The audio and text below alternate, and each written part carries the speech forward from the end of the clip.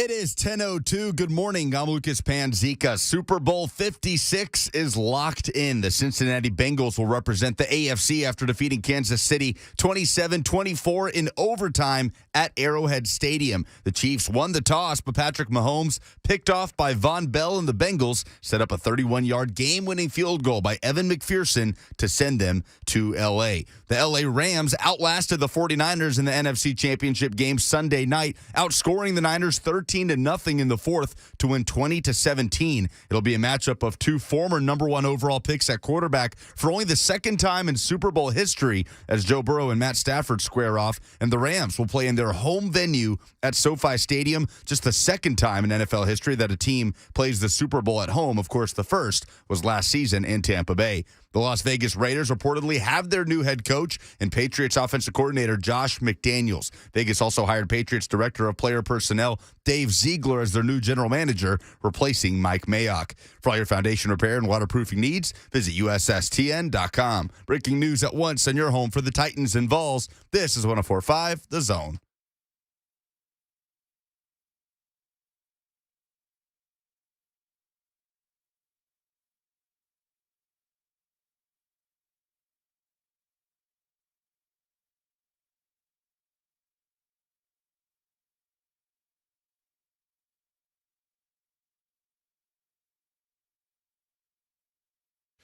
Good morning.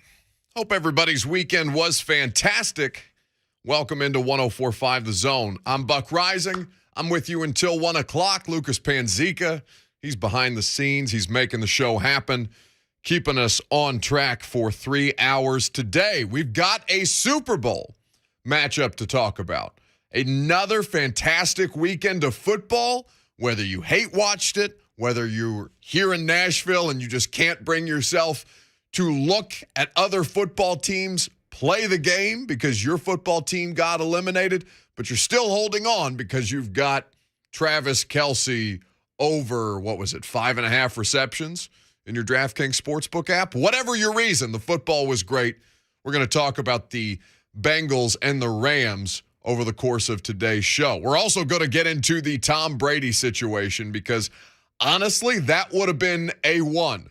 That would have been the lead had the games not been as fun or as interesting or as engaging as they were yesterday. Both the AFC Championship game and the NFC Championship game. Chiefs losing to the Bengals in Arrowhead, and the Rams holding serve at home against the 49ers, who had swept them during the regular season. I think it's a really great game. And not just because it's different, because there is no Tom Brady in this one. There is no, any other staple. There's no Patrick Mahomes. There's no entrenched person in this Super Bowl that is basically the team to beat, right?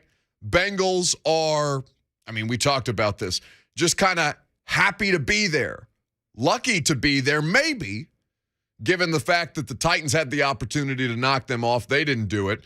In the Raiders game, there was a favorable call in their favor that kept a touchdown that should never have been a touchdown on the board. And then whatever happened with Patrick Mahomes in the second half to kind of short circuit in ways that were weird. I don't know that it was an outright choke job, because I think the Bengals defense in the second half looked worlds different. When they went up 21-3, Kansas City, when they went up 21-3 at home, when they went up 14-3, I thought it might have been ball game. Like, Cincinnati didn't look like they had anything for Kansas City in that kind of environment in this kind of a game. And yet, Cincinnati is now undefeated when they make an appearance in an AFC Championship game, even though it had been so long since the last time that they were in there. And honestly, just for the sake of we talked about cosmic alignment with Derrick Henry's return on January 22nd. If they had faced the 49ers in a Super Bowl after having decades pass between the last time the Bengals were in a Super Bowl going against the San Francisco 49ers, I think that would have been a little too eerie. I think that the preferred opponent would have been the Los Angeles Rams, who are, by the way, a great team. We accused them after the Titans went to L.A. and just whooped them, put them down hard. I kind of thought, and that was right when the Rams started to sputter a little bit in the middle of the season. I accused them of being soft. And I don't necessarily think that soft is the correct assessment. Not the totally flip-flop. But this is a team that has the ability to win and win in spectacular fashion while doing it with style points, right? There's a little more finesse to their game. It's not outright, grind it out, run the football, play hard-nosed defense, although their defense is special too. Stars all over the field, and now they get to host the Super Bowl in Los Angeles. By the way, 104.5 The Zone's going to be out at the Super Bowl. It's going to be me and 3HL on Radio Row. We're going to have a great time, and I think it's pretty interesting. But the more that I watch that AFC Championship game in particular, and I want to know how you feel about this, 615-737-1045. The more that I watch the Bengals start out sluggish in the first half, and the way that Kansas City kind of sputtered in the second, all I could think to myself, not outside of what a great story Joe Burrow is and how everything that they've done in drafting Jamar Chase over Penei Sewell, which was the big conversation come this most recent draft, and how they've been able to just outright win with fantastic skill position players, a clear and obvious franchise quarterback, and, a really, really cocky rookie kicker who's damn good. I know we're going to get to winners and losers of the football weekend on Tuesday, but, spoiler alert, he may make an appearance. But with the Bengals, all I could think watching him is, damn, the Titans blew this. And I don't know why I kept coming back to that. Other than the fact that I'm trying to run it through a local prism, right? Like, how does this affect you? How does this affect me? How does this affect us locally? And all I could think, sitting there watching Joe Burrow and the Bengals, who I don't believe to be a great football team, but good enough to take advantage of their opportunities. All I could think to myself in that moment was, damn, the Titans gave them one hell of an opportunity because Tennessee had the kill shot. And they let them off the hook. 615-737-1045. I want to know how you felt, how you experienced watching the football this weekend. Joe Burrow was at the podium when they award the Lamar Hunt Trophy, the AFC Championship Game Trophy. He was at the podium with Jim Nantz after this game. And for all the different Joe Burrow quotes and what is he wearing after the game, and people are asking him if the diamonds on his necklace are actually real, and he's giving fantastic answers like, I make too much money for them to be fake, or the kind of eyewear that Joe Burrow wears, whatever.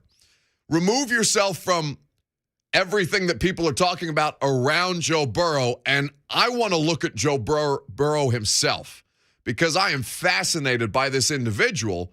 And I thought his comments with Jim Nantz after the game on the podium were pretty interesting. This courtesy of CBS. For a boy from Ohio to come back home and to take Cincinnati to the Super Bowl, what does this mean to the state, to Cincinnati, and to you? That's something I'm really proud of. Being from Ohio, being a quarterback of the Bengals, it's 2.5 hours from my hometown. This is something I've always wanted. Playing the Super Bowl, and I couldn't be with a better group of guys. Congratulations, Joe. You're heading to Los Angeles. The Cincinnati Bengals are the AFC champions. The Lamar Hunt Trophy is in their possession. Make you feel better or worse that you lost to the team that's going to the Super Bowl on your side of the bracket? I don't know. I don't know what the appropriate answer should be. I think the Bengals are a fantastic story, but I don't know if there's still enough leftover hatred for the team that ended your season. And you've got C.J. Uzomah, who honestly, I'm deeply unfortunate that he got carted off in the middle of that game. The Bengals tight end was, it sucked to see him go down in that moment because his team really seems on the verge of getting ready to do something and has done something special. But I watched that and I was trying to process how should Titans fans feel about this? And I'm leaning towards Joe Burrow is too great of a story to root against. But I'm curious to hear your opinion. 615-737-1045.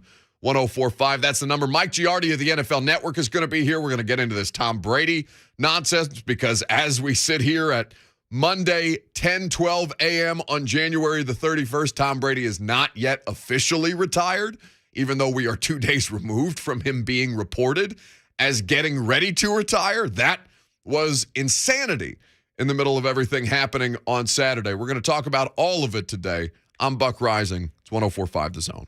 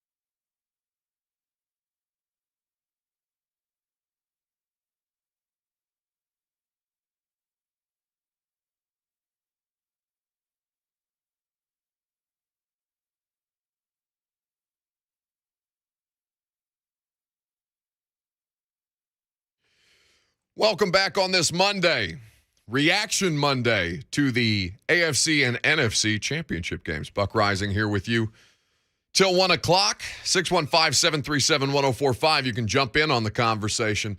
By the way, going down to Mobile, Alabama tonight, flying out to Senior Bowl, which is going to be very exciting. I was on the phone with Coach Mack yesterday. He called me. He said, I want you, because I know you're not caught up to where you need to be in your draft study. He wanted to give me some guidance on how to conduct myself in front of all of the football professionals, is basically what the phone call was about. What was his number one tip? These are 5 players that I'm going to give you. Basically, he said, I'm going to give you 5 players. So when you're talking to people about players, these aren't going to be like the top guys, right? So it's going to make you seem like you actually know what the hell you're talking about. Okay, so it wasn't like behavioral things, right? Like, don't use this word, be polite. No. Firm handshake. There was not, around football things like this, like the combine, like I've been to the combine a bunch of times, right? So behavioral etiquette is not necessarily the stuff that comes to mind when you're around a bunch of scouts and agents and coaches and all these people, like just people hanging out. And it's the entire NFL universe descending upon Mobile, Alabama, which, by the way, is a great spot. I got a bunch of great restaurant recommendations, too. You guys are going with me. We're going to do the show from Mobile, and we're looking forward to having a bunch of great guests as we'll pivot to some draft-heavy conversation later in the week. But right now we're talking about the NFC and AFC championship games. And we talked about Joe Burrow. We talked about the Bengals. We'll get to the phone calls here in just a second. But when I watched the NFC championship game, and Jimmy Garoppolo had, as disastrous a final 2 possessions as you could possibly have, right, in this entire week. And it was funny, Lucas. I tried to do the primetime show last night. I did the primetime show immediately after the NFC Championship game was over. And all people, again, wanted to talk about was Tannehill. And even though the Tannehill, I won't say frustrating because I'll talk about whatever you want me to talk about, right? Like, that's the gig. Fine. But I was dumbfounded by the fact that people are still hung up on the Tannehill portion of this conversation. But I understood why, in particular, watching Garoppolo last night.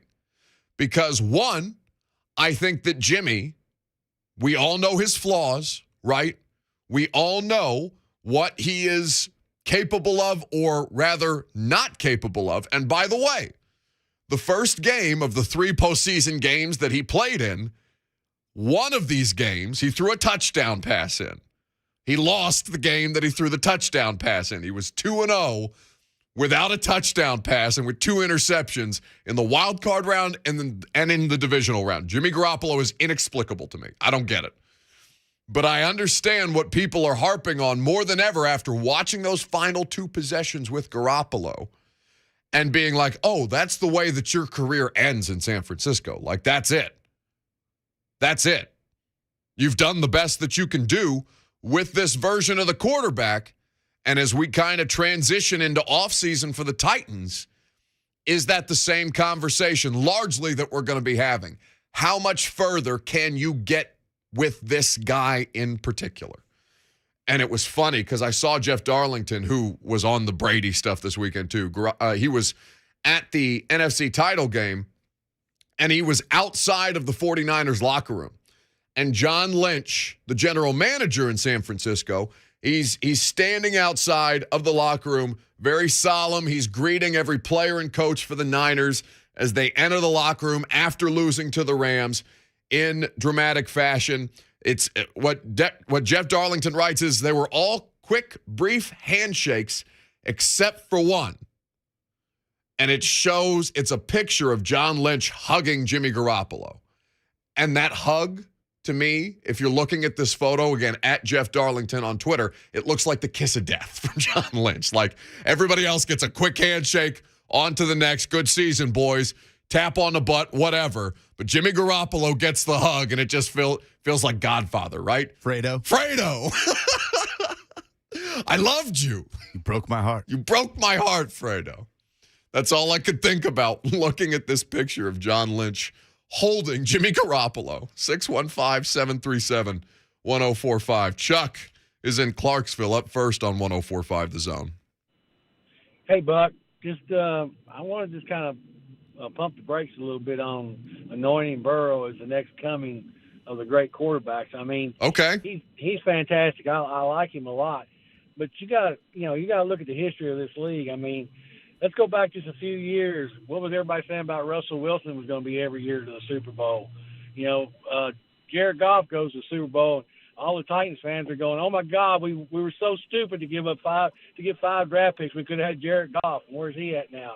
I don't think Burrow would fall off like that. But you've got Josh Allen, you've got all the great quarterbacks, Mahomes, and don't forget about the Ravens and the Browns and the Steelers in that division. It's not going to be an easy division every year, so I'd hold off. I mean, I look even more as a Dan Marino than a Tom Brady. I appreciate the call, Chuck, 615-737-1045. And I think it's a point well made, right? Because do you put Joe Burrow in the same kind of tier as you do Mahomes, who he just beat head-to-head, in all fairness, and Josh Allen, who is, indisputably, right? Josh Allen is the most physically talented quarterback that we have in the NFL right now. I don't know who else would come to mind. Mahomes is up there, but Josh Allen's gifts are clear and obvious to everybody. It's just, can he fine-tune them for a 3-game or 4-game stretch in the postseason when he needs to? Well, he did. Oh, I know, and he lost. He lost to the other guy He could not have done any more. Well, transitive property is trash in football, but if we're doing the transitive property, right? Mahomes beats Allen. Burrow beats Mahomes. Joe Burrow greater than Mahomes and Allen? No, of course not. Of course not. But the thing about it is, I'm not talking about the future, right? I think Chuck is mistaking my argument. I think that Joe Burrow's going to have a great pro career, provided he stay healthy. And I'm not, to do comparisons on Joe Burrow, I don't know exactly who he most reminds me of. But for some reason, when he's making plays under duress and still finding ways to bomb it down the field, and what we're going to talk about later on in the show is I believe he unto himself made 2 specific plays that I think won him that game. But I'm talking about right now, Chuck. I'm talking about in this moment, now that they're in the final game, it's easy to say, why not the Bengals? They have a good shot. They're physically in the last game. If you're in the last game, you have the opportunity to try and win the last game, just as the Rams do. Because they were completely ruled out. I thought they were going to get rolled by Kansas City. Dead wrong. I thought they were going to get rolled by Tennessee. Dead wrong. So in this moment, why not Joe Burrow and the Bengals? And the obvious answer would be, Aaron Donald is going to eat him alive because of that offensive line. And it was laugh out loud funny to see Quentin Spain on Twitter again yesterday. How about that offensive line now when Joe Burrow is running for his life away from Chris Jones, who is barreling down? Chris Jones is a giant man, and he almost caught Joe Burrow. Burrow made a nice move to get away in one of these 2 plays that we're going to talk about later that I think is going to define Joe Burrow and this run. But I was basically running the Bengals through the prism of, all right, so similar, there are parallels that can be drawn between Tennessee in 2019 and Cincinnati in 2021. And I guess, 2022, but you know what I'm saying. 2019 season, 2021 season. Parallels can be drawn between those 2 unthinkable runs, right? Because Tennessee had no business being in that AFC Championship game based on how their season started, and you saw how it kind of rounded into form in a big way. Now, the difference is one team won that game and the other one lost it. But the difference being, all right, Joe Burrow versus Ryan Tannehill. They were down in Arrowhead, the Bengals were, by 18 points. 18 points. That should be a death sentence by any convention that we understand and that we watch football through. But they weren't, because they've got that guy. And that guy in that moment, when so much of this stuff, for as much time as we spend pontificating and dissecting and analyzing and complaining and whatever about sports. So much of this boils down to health and luck. And in this moment, they are healthy enough to win the Super Bowl. Their quarterback is good enough to win the Super Bowl. And they are going to be able to give themselves a great opportunity against a good great Rams team, I don't know, but they're good enough. They're very good, the Los Angeles Rams. And at this point, I'm not talking about Joe Burrow anointed as the next one. I'm honestly over the anointing of the next one conversation. I think that the next 10 years of whatever this looks like between the three of them, Mahomes, Burrow, and Allen, I think it's going to be great. It's like adding a third name into the Tom Brady, Peyton Manning, who's going to duke it out in the AFC to advance to the Super Bowl. Now, more often than not, it was Tom, but it still has that same kind of vibe, except there's three of them. And as the caller mentioned, as Chuck mentioned, Lamar Jackson, who's a former NFL MVP. How will Tennessee factor into this mix? What's going to happen in the rest of the conference over the next 10 years? I have no idea. And anointing the next great player, whatever. I'm talking about right now. Why not the Bengals? 615-737-1045. Darrington is up next on 1045 The Zone. What's up, my guy? My guy, hey, I like the fresh cut too, man. You were looking real spiffy right last night. I seen you. I appreciate Hey, Jeff Garcia, I'm still looking for you too. We'll get to Jeff. I got all Wednesday for Jeff. Yes, because I seen how you trying to tip that last night, and just people just act like they didn't know what was going on. Pay attention, people. Wake up. We have the great Mina Khan. She is a GOAT. Also, people, if you missed out Friday night, I'm telling you now, Panzika and Ron Slay did their thing. The game was a blowout, but just listening to them interact about the game, it had me drawn in. And it was a high school game. I just love ball, period. Anyway, people, if you're in the chat, make sure you like it. Okay, question. Is there another Zach Mettenberger in the draft? Because I seen you retweet my tweet. And also, my final point before I get up out of here, just for some clarification, for people, let's see here. 49ers got rid of Alex Smith, went to the Super Bowl. Broncos got rid of Tebow, went to the Super Bowl. Chiefs got rid of Alex Smith, went to the Super Bowl. Bucks got rid of Jameis Winston, Super Bowl. Bengals got rid of Andy Dalton, Super Bowl. Rams got rid of Jared Goff, Super Bowl. The common theme there. Hey, you can win with Ryan Tannehill. Everything else just has to be right.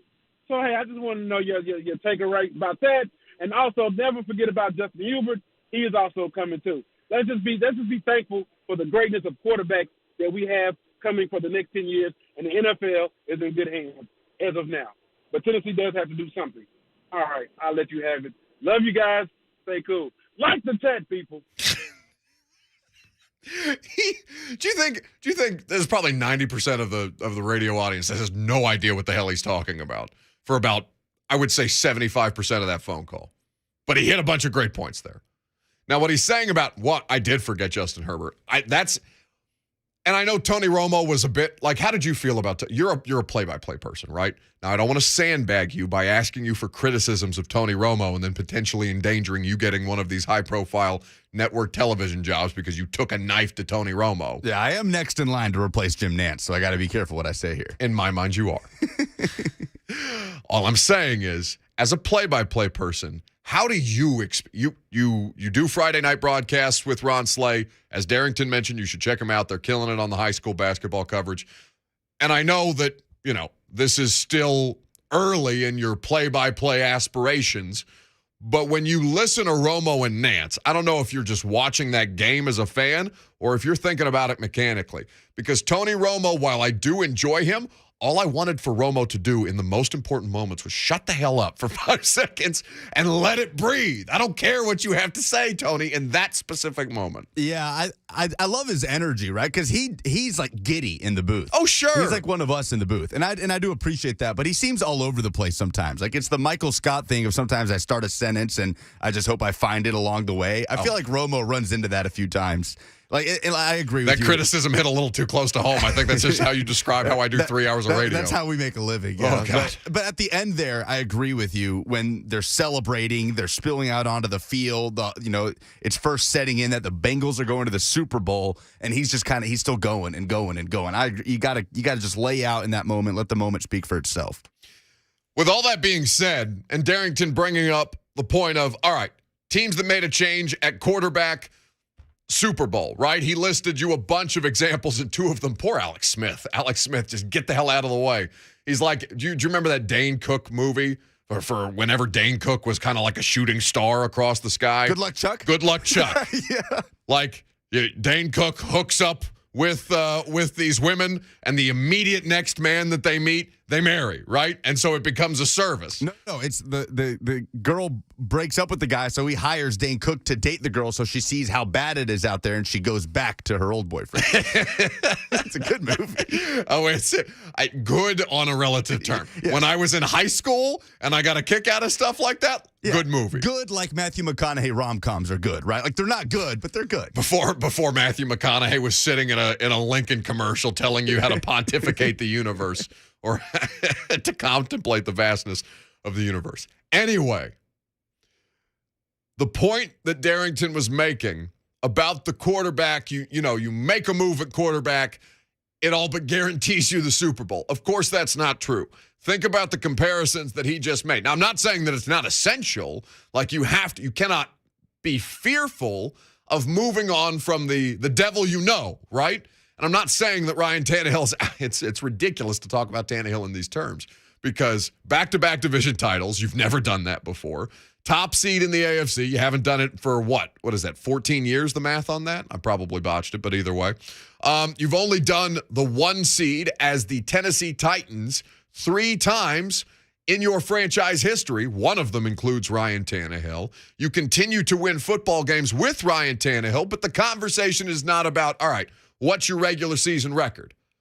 While that is important, it's how can you get past this ceiling that is holding you down, that you feel completely repressed by, which is that the largest conversation that we had for a full 5 freaking days last week was, can you win a Super Bowl with Ryan Tannehill at quarterback?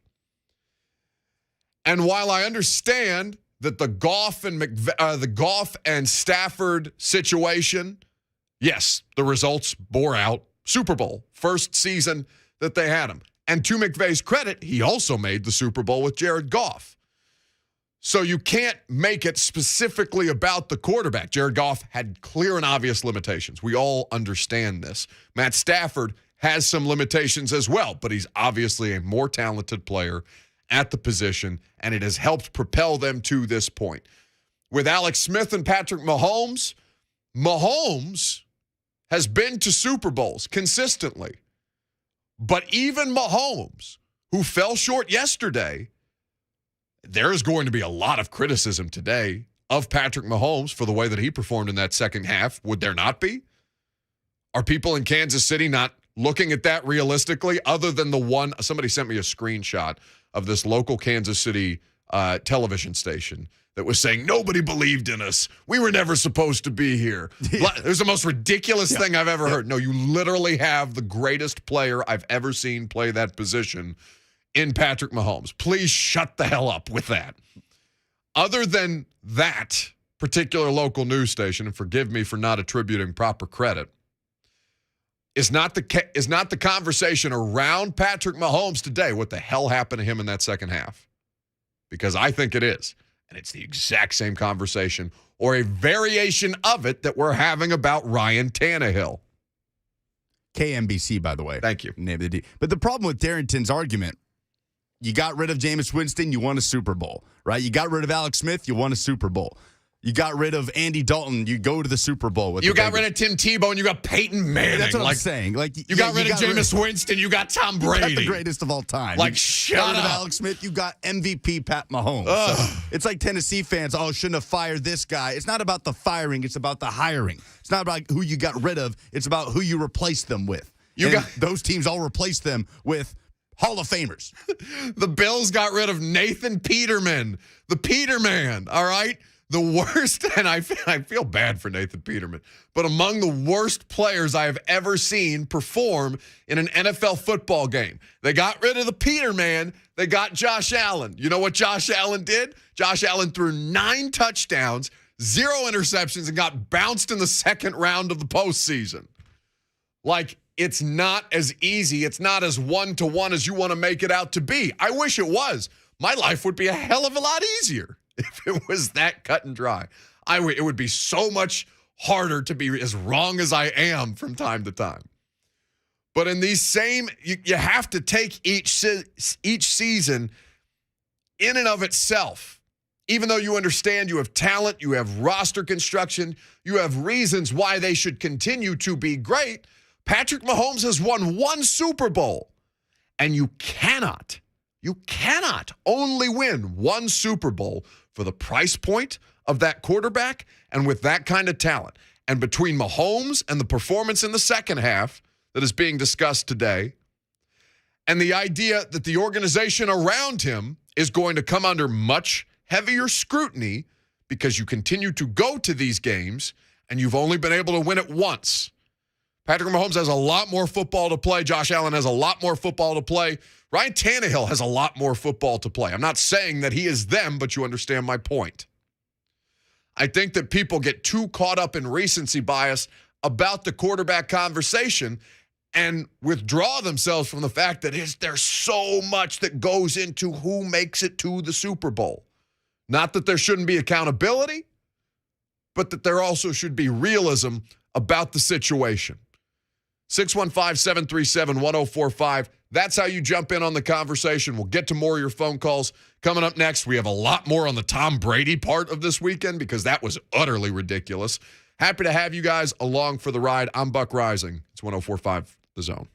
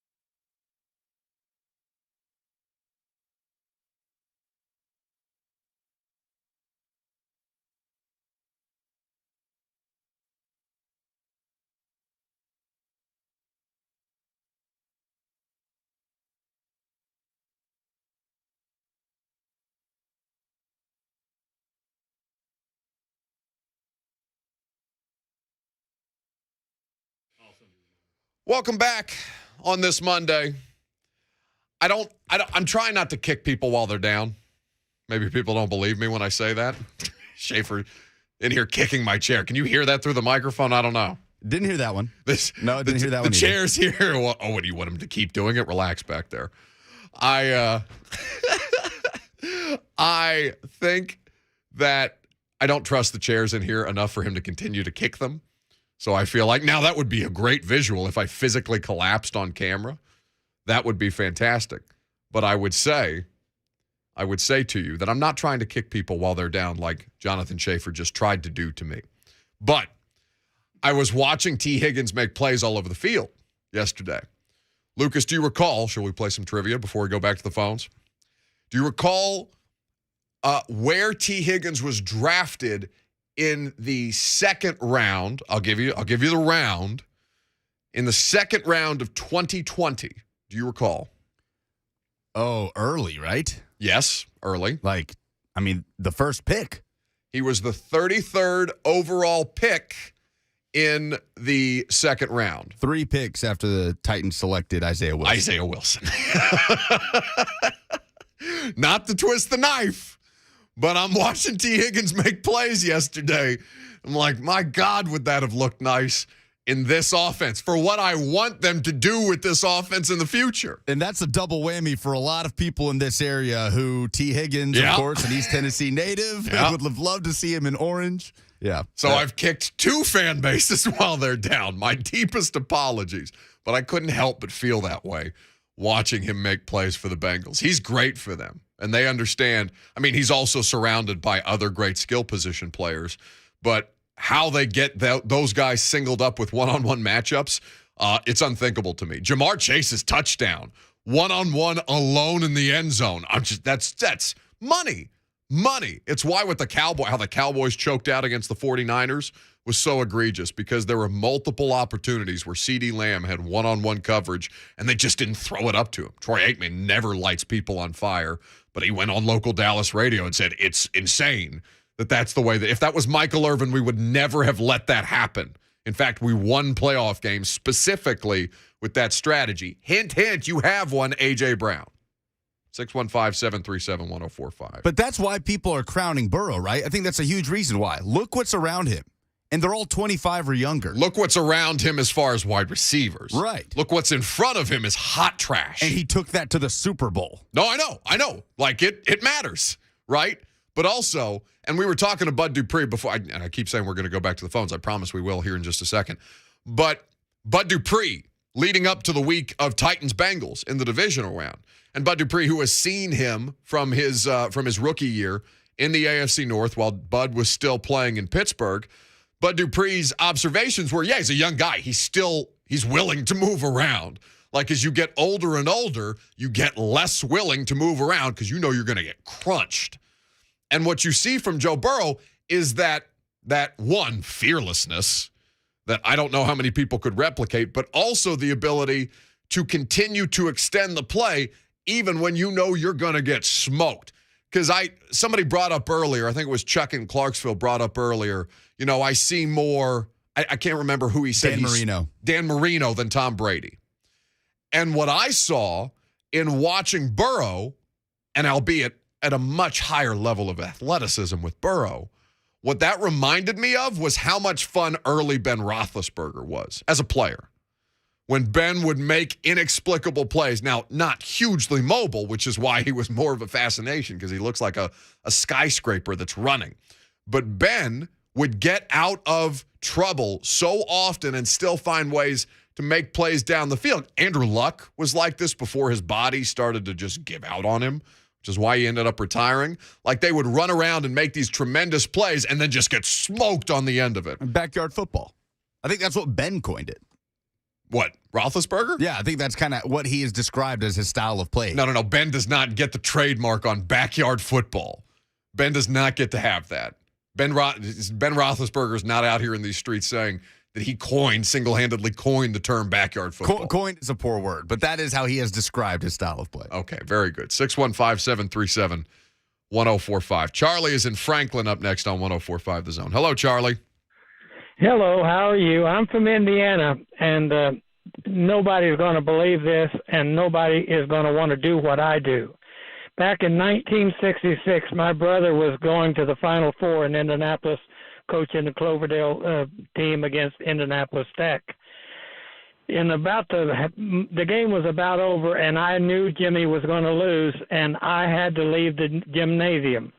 Now, the problem, in other words, I didn't want to see my brother lose. So from that day on, I have never seen my favorite 10 lose a ball game. In other words, in 73, I moved to Tennessee, came here, and every week I got a VCH tape from IU with Bobby Knight's teams. Every week I got those games. I never seen Indiana ever lose. In other words, if they lost, I never watched the tape. I love it. Same way with the New York Yankees. My son was named Mickey Miller. So my problem with that was I never wanted to see them lose. So every year I record the TV sends me their games. If they win, I watch the game. If they lose, I don't watch the game. I've never seen the Titans lose a football game. That's outstanding. Thank you for the call, Charlie. 615-737-1045. Yeah, that would explain a lot of what happens on Twitter, honestly. Like, I think more people are adopting Charlie's strategy and just not copping to it. Just putting his foot down. Like, I will not watch them lose another game. I physically refuse. I literally refuse to watch them lose another football. Maybe it's probably a happier existence, right? Unquestionably. Because you don't have to live. Like, imagine that we're sitting here about a week removed from the Titans' loss in the divisional round. And you knew that the Titans lost, but you never physically saw Ryan Tannehill throw 3 interceptions.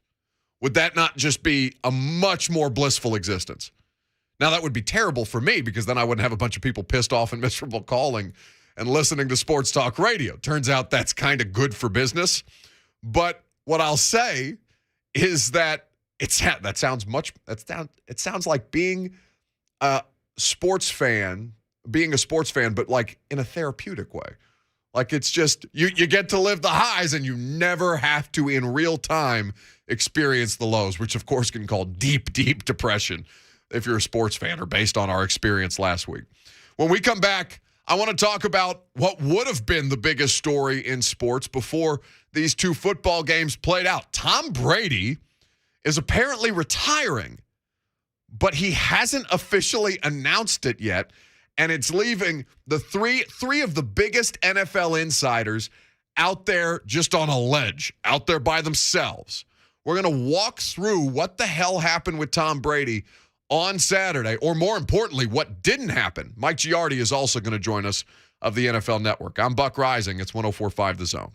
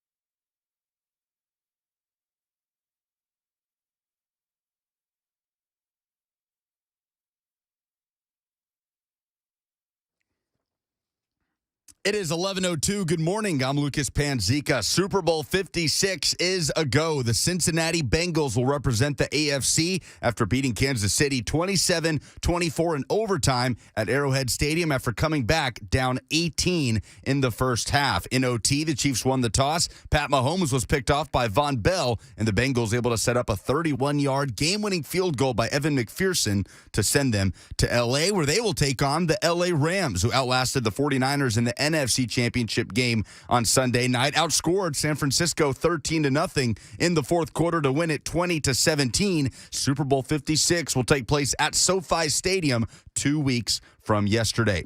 The Las Vegas Raiders reportedly have their new head coach and Patriots offensive coordinator Josh McDaniels. Vegas also hired Patriots director of player personnel Dave Ziegler as their new general manager, replacing Mike Mayock. And as head coaching vacancies across the NFL slowly but surely get filled, the Jaguars' job remains open after reports last week that the Jags would be hiring Bucks offensive coordinator Byron Leftwich as head coach. The franchise is now reportedly interviewing former Raiders interim coach Rich Bisaccia today. In SEC football news, Auburn offensive coordinator Austin Davis has stepped down for personal reasons, according to ESPN. Davis most recently was a coach with the Seattle Seahawks, most recently as a player, a quarterback for the Titans in 2018. For all your foundation repair and waterproofing needs, visit USSTN.com. Breaking news at once, and your home for the Titans and Vols. This is 104.5 The Zone.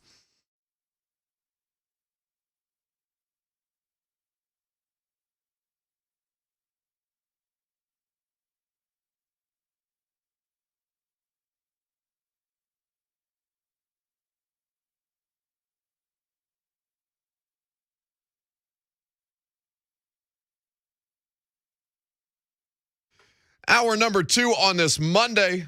Welcome in, or welcome back if you've been rocking with us so far this morning. I'm Buck Reising. I'm here with you until 1 o'clock. Lucas Panzica is behind the scenes. Mike Giardi of the NFL Network, based out of Boston, been covering the New England Patriots for, 20-plus years? Shall we age Mike? He's going to join us coming up next because it was an absolute bleep show over the weekend with one of the guys who Giardi has spent the vast amount of his career covering. And that is Thomas Edward Patrick Brady, the rare double middle name situation. We'll get back into the NFC and AFC championship games from yesterday later on in the show, but this would have been the top story had there not been championship football games played yesterday. Tom Brady on Saturday, and I'll read directly from the ESPN report because ESPN, Adam Schefter, and Jeff Darlington, important to note that both of them were in on this. Like if you go to ESPN.com and you click on the article, the byline is Jeff Darlington first and Adam Schefter second, which, by the way, doesn't happen very often as far as credit attribution is concerned.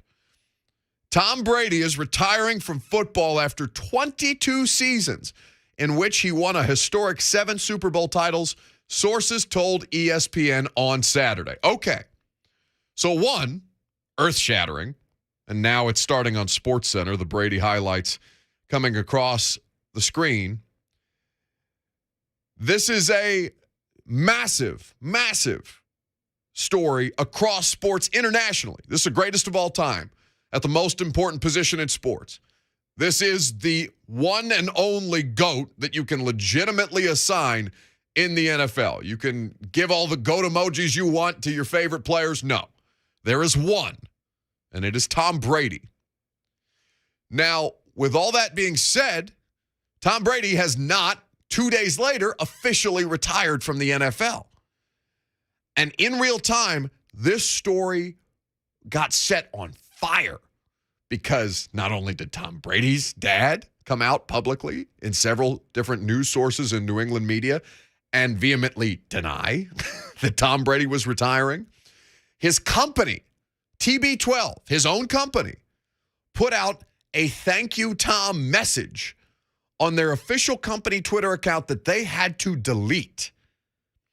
You had messages from the Kraft family on social media about expressing their gratitude for Tom Brady after 20 years in New England. Adam Schefter is currently on SportsCenter right now talking about this. So this comes out, and immediately, once it starts to get refuted, people are coming for Adam Schefter's neck in a way that I've never seen before. I was shocked by the reaction to this. Adam Schefter, and listen, Schefter's had a rough year. If you've followed the Derrick Henry storyline at all here locally, you know that Schefter has not only been loud wrong about the Derrick Henry situation, saying at the time, on the day of the injury, that he was expected to be done for the season, which of course we know was not so. You have the Mr. Editor story that came out in communications between Adam Schefter and the Washington football team president at the time, where he was basically having the Washington football team president go through and make sure that his story was accurate. But in using the words Mr. Editor, you make it look like you're just in this dude's hand, like you're writing propaganda. Adam Schefter's credibility this year has people have taken a baseball bat to it. Music City Miracle. Oh, what? Because he's a Music City Miracle denier? Yeah, I mean, he reiterated it several times on the Monday Night Football pregame show here in Nashville. Are you mad at Adam Schefter because of this specifically? Yes. Okay, so he has now 2 slights in the year of the Rona 2021 against the city of Nashville and Tennessee Titans fans, right? Derrick Henry won, and then bringing back up his opinion, because Schefter was here to cover that game, as he'll tell you anytime you talk to him about it or when you hear him talk about it. He was here to cover that game. Adam Schefter believed it to have been a forward pass. But with all that being said, Adam Schefter is not alone in this report, because people are wanting Adam. I mean, if he did get this wrong, Lucas, I called you. I don't know where you were or what you were doing. I will not disclose that. But I called you, and I said, if Schefter got this wrong, it's a fireable offense. Truly. Fireable offense. But here's why I am certain that he did not.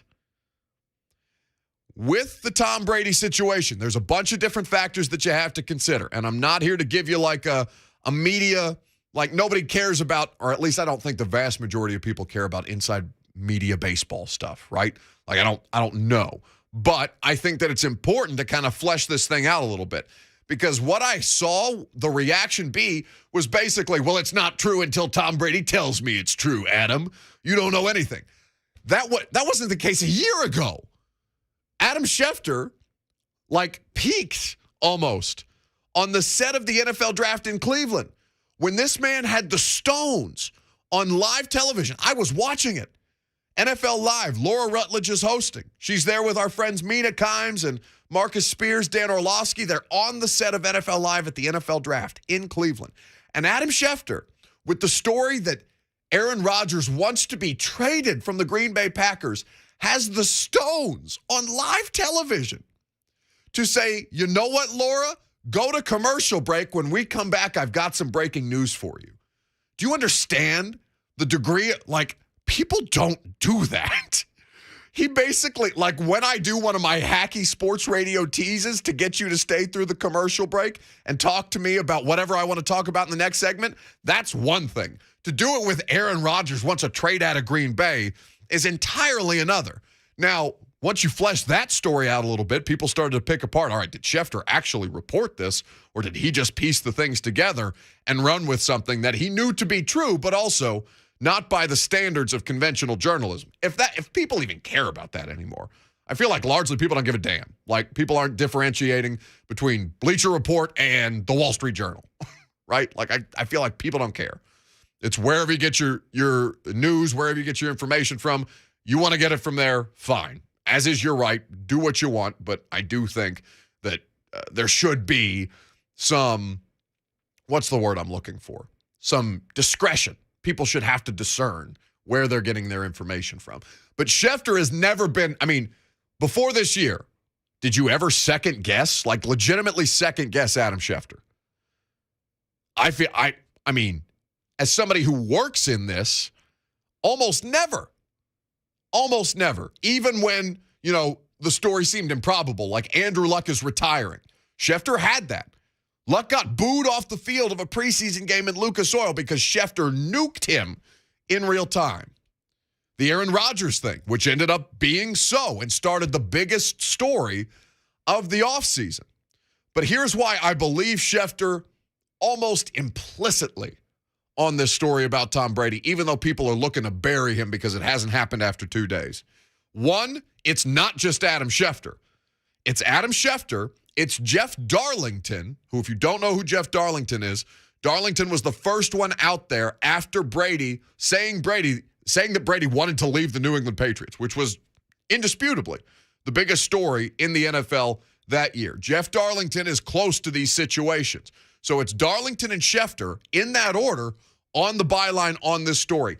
And then Ian Rappaport confirmed it. Ian Rappaport almost never. You don't see Schefter do this with the NFL Network. You don't see Rappaport do this with the ESPN. But you almost never see those people kind of confirm each other's stories. But Rap Sheet, who works for the league's own network. The NFL Network is owned by 32 NFL franchises and their ownership groups. He confirms this story. So all three of these guys have the same story. Tom Brady's own company puts out a prepared statement saying thank you for all your years and TB12 will continue to do great things in the future, something that had to have been manufactured prior to that tweet being released. Like Tom Brady's own company, TB12, does not see that Adam Schefter is reporting this and put it out there and say, oh, quickly, somebody call the graphics, the graphics design intern. We got to whip up a graphic for Tommy real quick. No, that's something that's in the bank. They're ready with that. They have to delete it. Now you have the part, and we'll talk to Giardi about this because Mike Giardi actually spoke with Tom Brady's father in the denial of the actual retirement that was taking place. And I want to get Giardi's opinion on this. But somebody on Brady's side of things botched this. So before people start firing Adam Schefter because you're pissed at him about the Derrick Henry thing, be discerning about how this information got out there and what the reaction was after the fact. Because the more denials that come out about Tom Brady retiring from people on Tom Brady's side, the more inclined I am to believe that Tom Brady's retiring after 22 years. I don't have to see a TB12 produced, feature-length movie promo on Brady's career in retirement to know that Brady is going to retire. There's too much evidence here based on how this thing was reported out to dispute the fact, even though people are pissed at Schefter as ever I've seen, which is really bizarre. And I understand that people hate media nowadays, but get over it in this moment. This man accurately reported this story, and just because you haven't seen Tom Brady confirm it from his own Twitter account doesn't mean that it's not a real thing. We'll talk about it with Mike Giardi of the NFL Network next. I'm Buck Reising. It's 104.5 The Zone.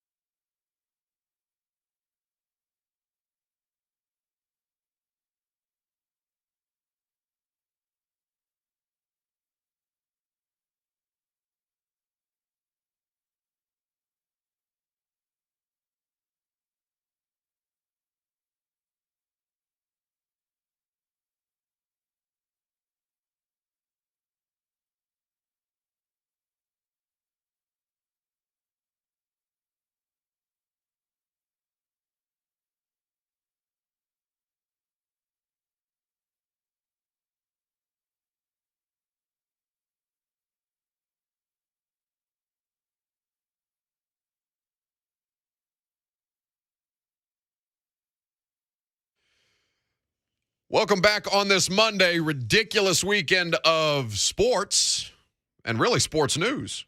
Now, I texted Mike Giardi of the NFL Network because he's our go-to New Englander, I guess at this point, at Mike Giardi's, where you can follow him on Twitter. And because he's been in the middle of this Tom Brady bleep show that happened on Saturday, and you responded to me by saying it's going to cost me. What are you trying to charge me? Let's negotiate terms on air. What do you want?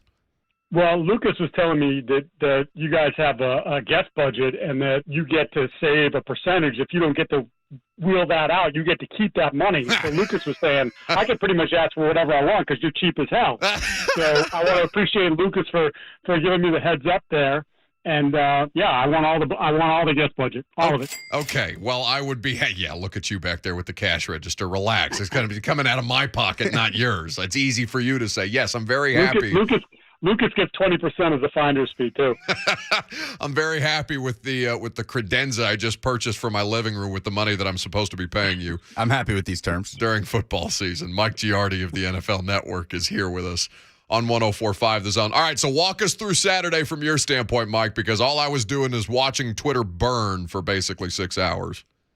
Yeah, I mean, I think the bottom line is somebody let the cat out of the bag too soon, and then there was the immediate spin to walk it back with, non-denial denials. Like, nobody said he's not retiring. They just said the decision hasn't been made yet. And then you get you start to back channel and reach out to people in Tampa Bay, and we haven't heard anything yet. And I think that's really what it comes down to is that Tom wasn't even in the country. So Tom hasn't made the official decision yet, hasn't informed teammates, coach, general manager, owners, and then this information that's sort of been out there for a couple of weeks now. We've been hearing more and more rumblings about, was Brady going to be playing his last game? Was that his last game against the Rams? And it just somebody jumped the gun. So I'm sure they're trying to figure out which side, who it was that jumped the gun there. But I mean, I still expect the eventuality is, whether it's this week or a few weeks down the line, that he says, "Yep, I'm out. It's over." Well, and you bring up the idea that it kind of felt like it was trending this way, Mike, and I've been paying attention to kind of it, from a background standpoint. Like, I've been kind of aware with what's going on with Aaron Rodgers and Tom Brady throughout the course of this. These are going to be the biggest storylines of the offseason. But, like, at what point for you did you think it was a real possibility that he would retire based on how he's been kind of behaving, for lack of a better term, since their season ended? Well, I know going back to 2019, and I posted a clip on Twitter, where I had asked him a question about, he had given a speech to the team. It's about 2 weeks before, well, not even, it was about a week and a half before they lost to the Titans in the first round of the playoffs and it was the end of Brady's time in New England. And he gave this 2-minute answer talking about, when you're younger, it's so much easier to be all in because you don't really have anything else. In general, you don't have a family, you don't have a wife, you're not dealing with business stuff. You're there to play football.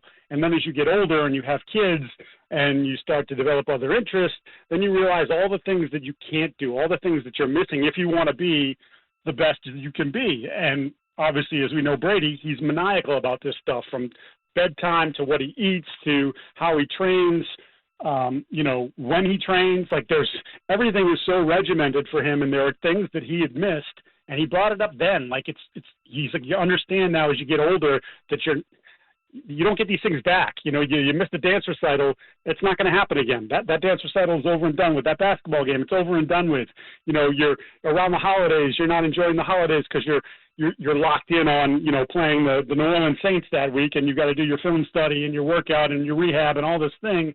So I think he's been wrestling with it for a few years now, and I think that based on the desires of his wife, who's not wanted him to play for a while now, the kids continue to get older, that this was always on the table, these last couple of years. I mean, would have made the most sense probably to just walk away last year.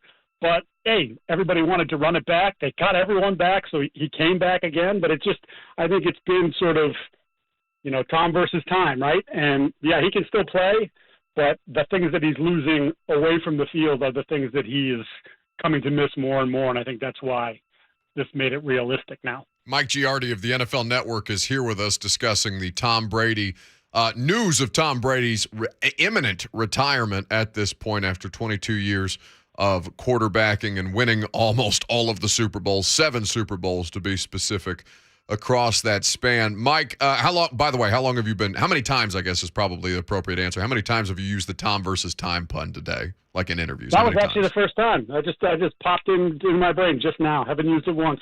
Yeah, this is save that just for you. This is why he's worth the money, folks. Mike Giardi of the NFL Network. I think that's the people that, or I think that's the thing that people don't think about.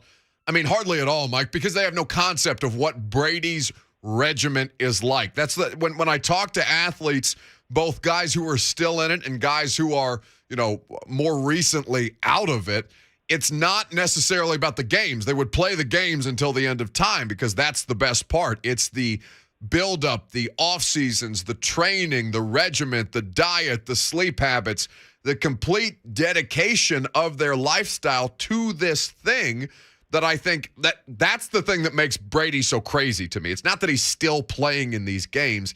It's the fact that he still has the discipline to do these things at his age, despite everything else that he's got going on in his life. Yeah, I think it's insanity. I think you got to be a little bit twisted in the brain to do it as long as he's done it and to do it at this level. But that's, he sort of made a promise to himself long ago that he was going to maximize what he could be in the National Football League, and then, sort of had that rebirth after they drafted Jimmy Garoppolo, where there had been, some concern within the Patriots organization that he had slipped a little bit in each of the previous 3 seasons.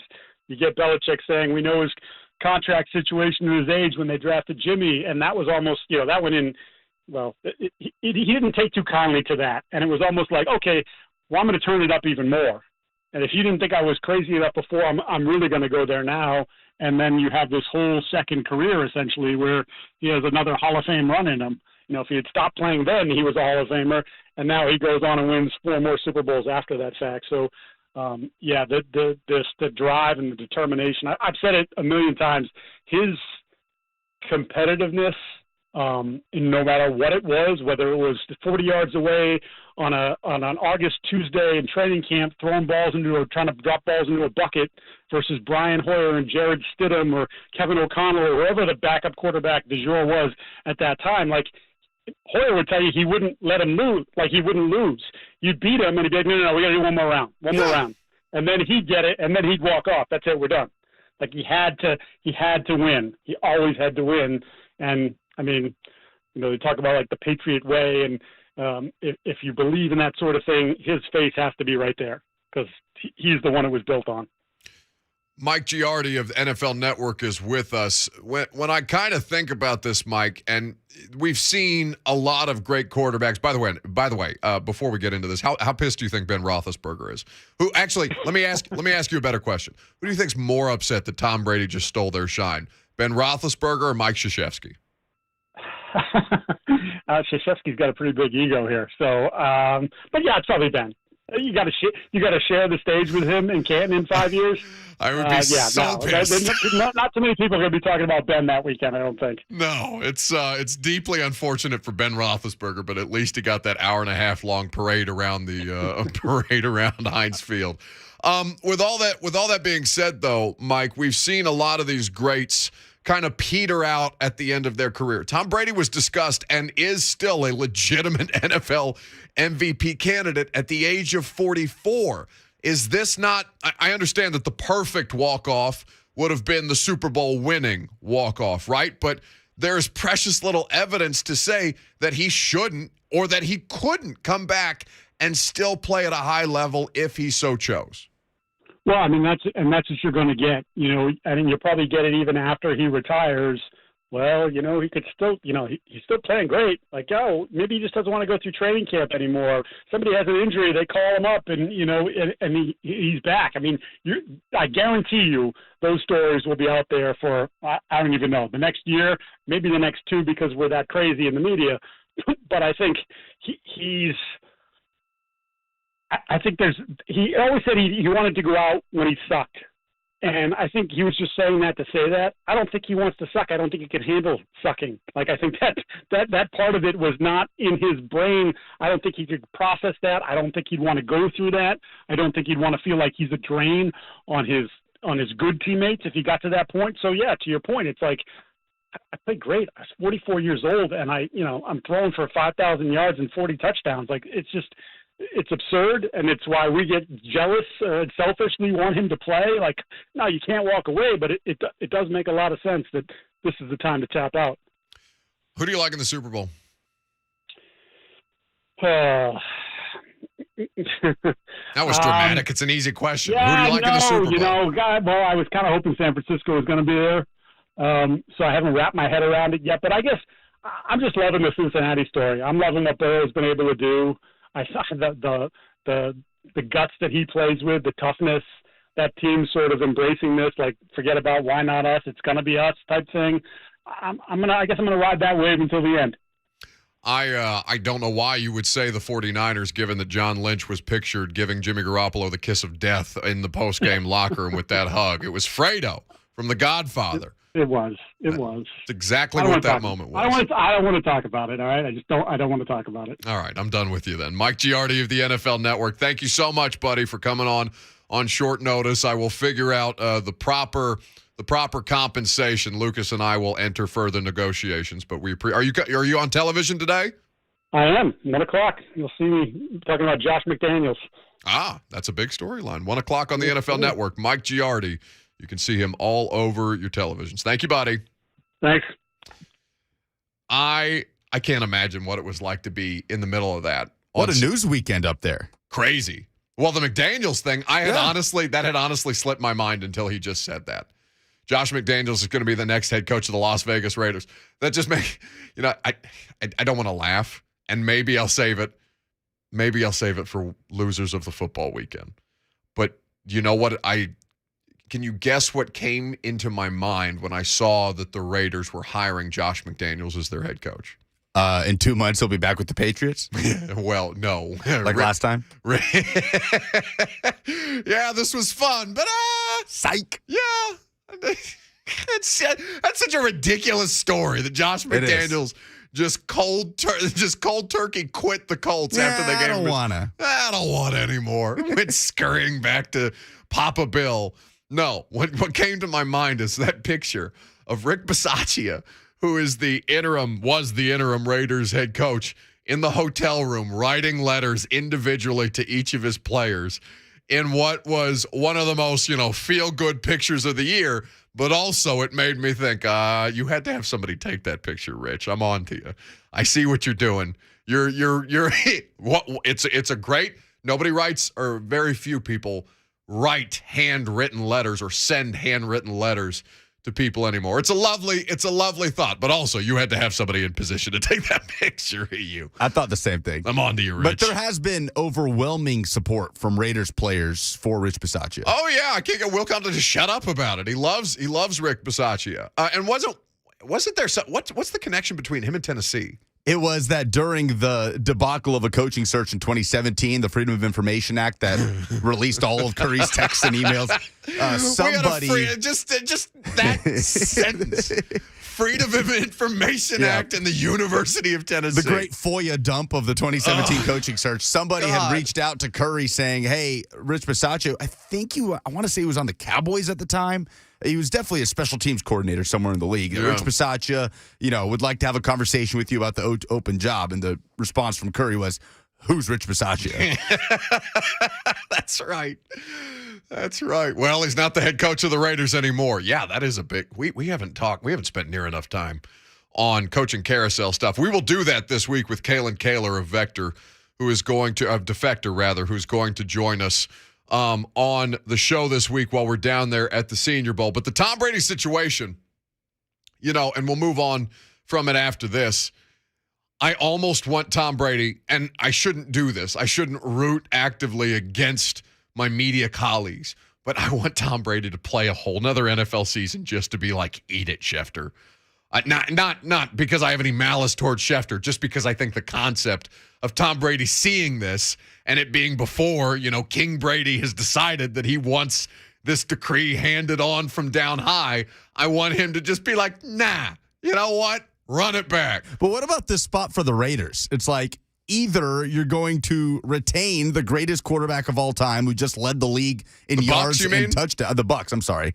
Either you're going to retain the GOAT who just led the league in yards and touchdowns, or you're going to have to completely start over in the post-Tom Brady era. Like, that is a large gap in between where you might be at the start of the next season. You know, you can go back to spending second-round draft picks on Kyle Trask. I saw that guy play in the preseason. Kyle Trask is not the answer at quarterback. They're out here trying to draft future, you know. This is the thing.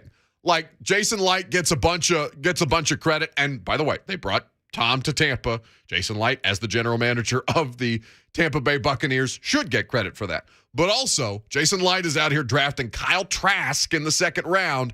And by the way, that's not even his most questionable second-round draft pick, given the fact that they drafted Roberto Aguayo. People don't forget, Jason. Mr. Perfect. Oh, God. That was his nickname. I know. It's perfect. The kicker out of Florida State in the second round. That's what the Tampa Bay Buccaneers were doing before Tom Brady decided to grace them with his presence. People don't forget. 615-737-1045. Do you want to see Brady retire? I think that's pretty interesting. I don't know how most sports fans feel about it because Patriots Brady, you wanted him gone. You wanted him out of your life. You were happy to see him go out of the AFC. You're like, finally, we can have some room to breathe. Oh, my God, there's Patrick Mahomes, Josh Allen, and Joe Burrow. What has happened? This has gone terribly, terribly wrong.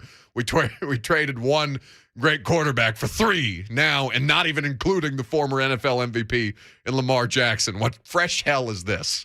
That's what you're thinking if you're an AFC fan when Tom Brady goes to the Bucs. Right, well, that's what NFC South fans are thinking. Panthers, Saints, Falcons. Yeah. Are you kidding me? We have the GOAT come into our division? It's the opposite. They were skating for a long time, too, that terrible NFC South division where you have like 7 and 9 Panthers teams making the playoffs. Like, yeah, we could keep doing this. This is fine. Oh, my God, that's Tom. Yeah, they want him out of there. They want him out of there. And what happens? Well, one, the conversation is what does Tampa Bay do next, given the rest of the uncertainty around the quarterback position? And two, do you want to see him go? Like, are you good if this is the end of Tom Brady? Have you seen enough? 22 years is a long time. 7 Super Bowls is a ridiculous amount, and obviously has played in far more than that. Brady's been in double-digit Super Bowls. But the question that I want to ask you is this. Do you want Tom Brady to come back or to continue playing, whether it be out of spite for Adam Schefter or because you just enjoy having Tom Brady as a part of your football life? Talk about that coming up next. Your phone calls as well. I'm Buck Reising. It's 104.5 The Zone.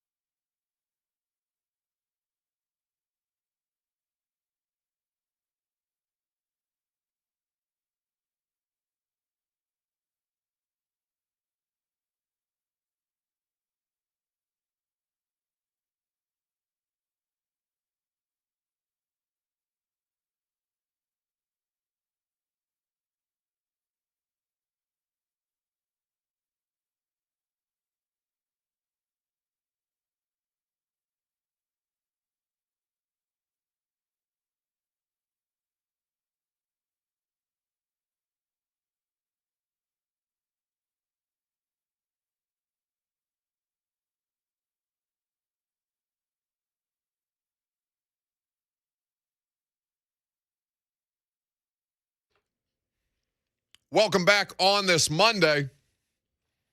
A lot of good stuff left to go in the final hour of the show. We'll get to that later on. I want to talk about two plays that I think discernibly allowed the Bengals to beat the Chiefs yesterday in the AFC Championship game. And we'll pivot back to a conversation about the Titans and how they kind of should watch this run that Cincinnati is on and what it means for their sustainability, for their longevity in this super quarterback crowded AFC right now. 615-737-1045. But in the meantime, we've been talking about Tom Brady.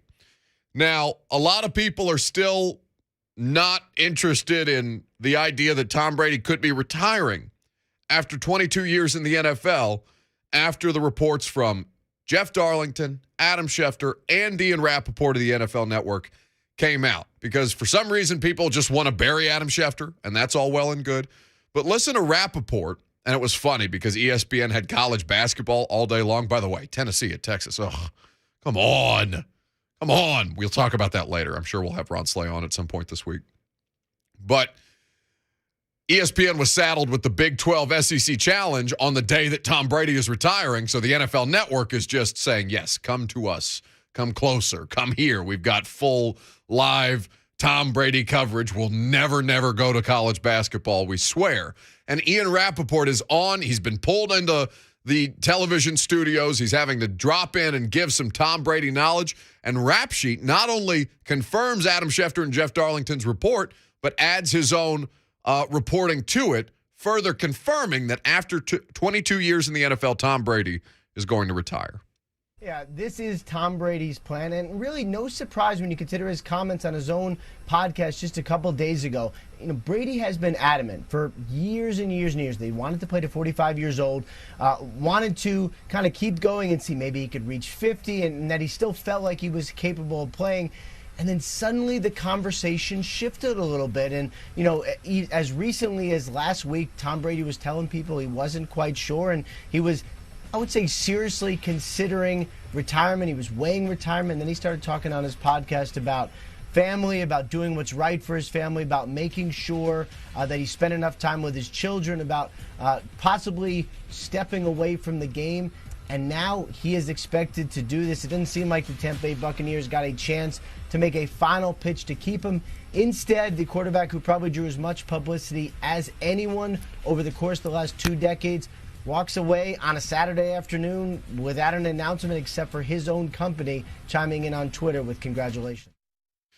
So that's Rappaport not only confirming but further reporting out the fact that Tom Brady's plan is to retire. Now, why he hasn't done it just yet would probably be something to do with the fact that in, 5 days from now, he's due $15 million. So the difference, if Tom Brady officially retired today, he would have to write the Tampa Bay Buccaneers a $16 million check.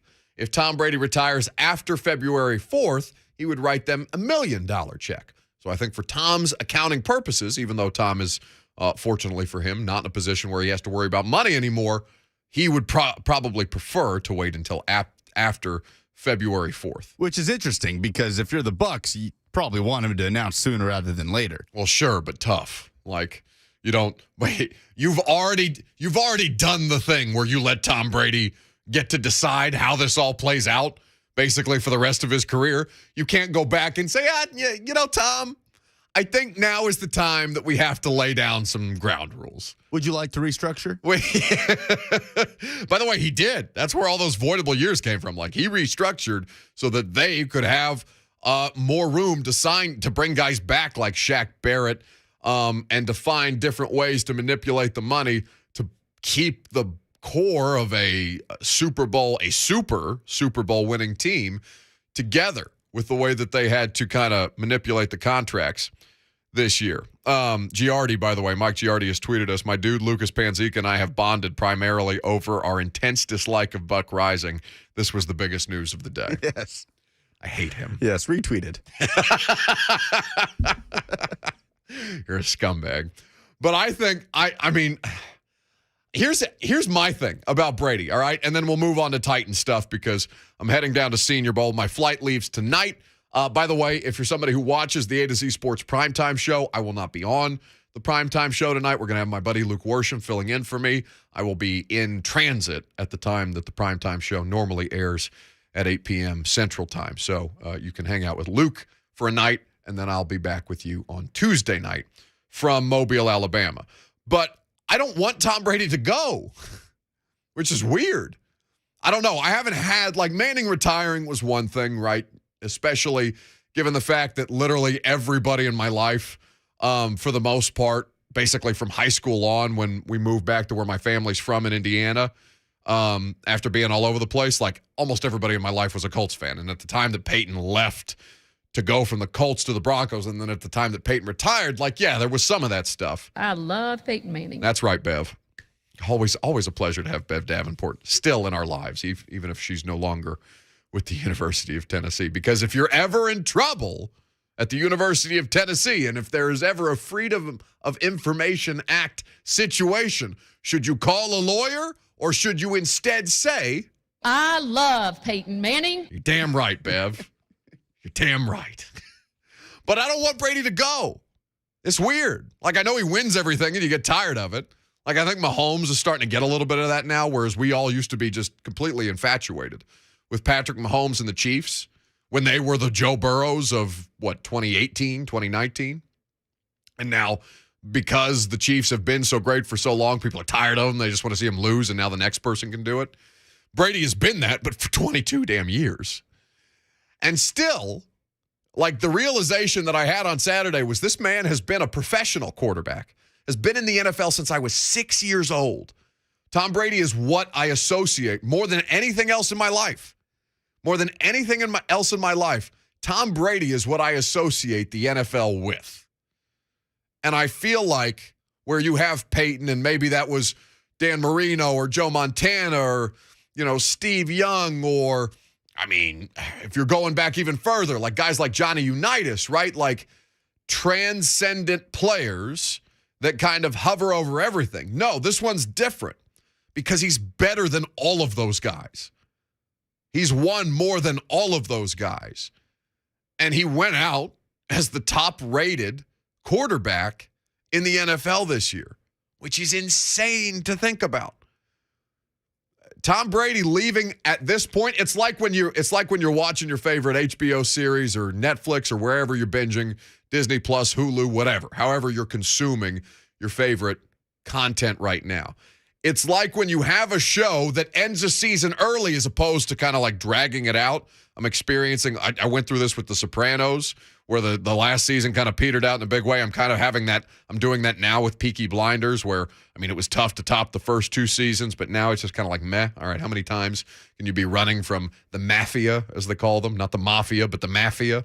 Anyway, like, this is Tom Brady retiring, even after 22 years. Feels like he's doing it at the correct time as opposed to just kind of running this thing out and continuing to make money off the fact that he is still Tom Brady.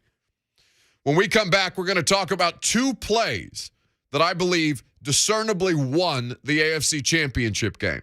And we're going to talk about the difference between Joe Burrow at quarterback and what the Tennessee Titans are contemplating regarding their future right now. Your phone calls as well, 615-737-1045. I'm Buck Reising. It's 104.5 The Zone.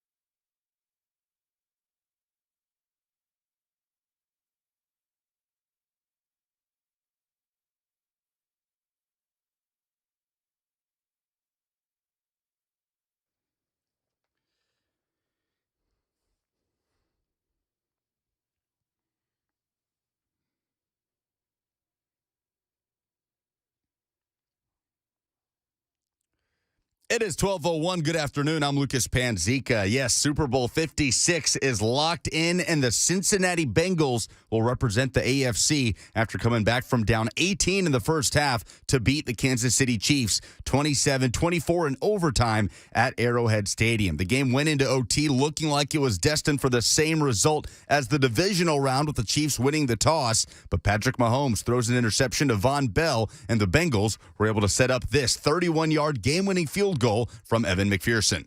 Now the Bengals Super Bowl chances rest on his right foot. The kick is up. It is good. Coffin nails. Bam, bam, bam. That courtesy of the Bengals radio broadcast team. They will face the LA Rams, who outlasted the 49ers in the NFC Championship game Sunday night, winning 20-17, outscoring San Francisco 13-0 in the fourth quarter. A late Jimmy Garoppolo interception sealed it, as LA will play in its home stadium for Super Bowl 56, the second time in NFL history that's happened. Of course, the first was just last season in Tampa Bay. The Las Vegas Raiders reportedly have their new head coach and Patriots offensive coordinator Josh McDaniels. Vegas also hired Patriots Director of Player Personnel Dave Ziegler as their new GM, replacing Mike Mayock. Head coaching vacancies across the NFL are slowly but surely getting filled, though the Jaguars' job remains open after reports last week the Jags would be hiring Bucs OC Byron Leftwich as head coach. The franchise now reportedly interviewing former Raiders interim Rich Bisaccia. For all your foundation repair and waterproofing needs, visit USSTN.com. Breaking news at once on your home for the Titans and Vols. This is 104.5 The Zone.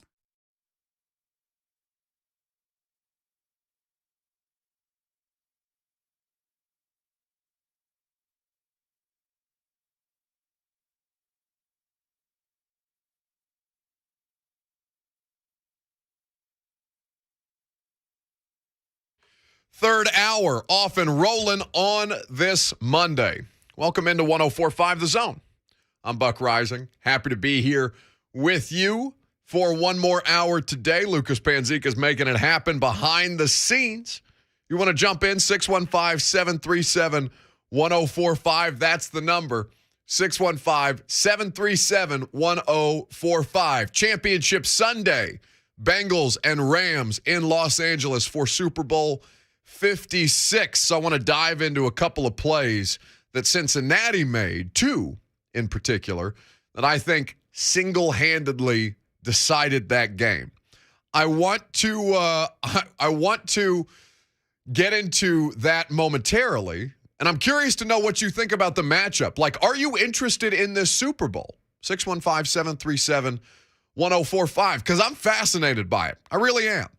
Even though the LA Rams are not, I understand that they have, the Rams as an organization have won Super Bowls. I understand that the market size in Los Angeles is appealing for television purposes.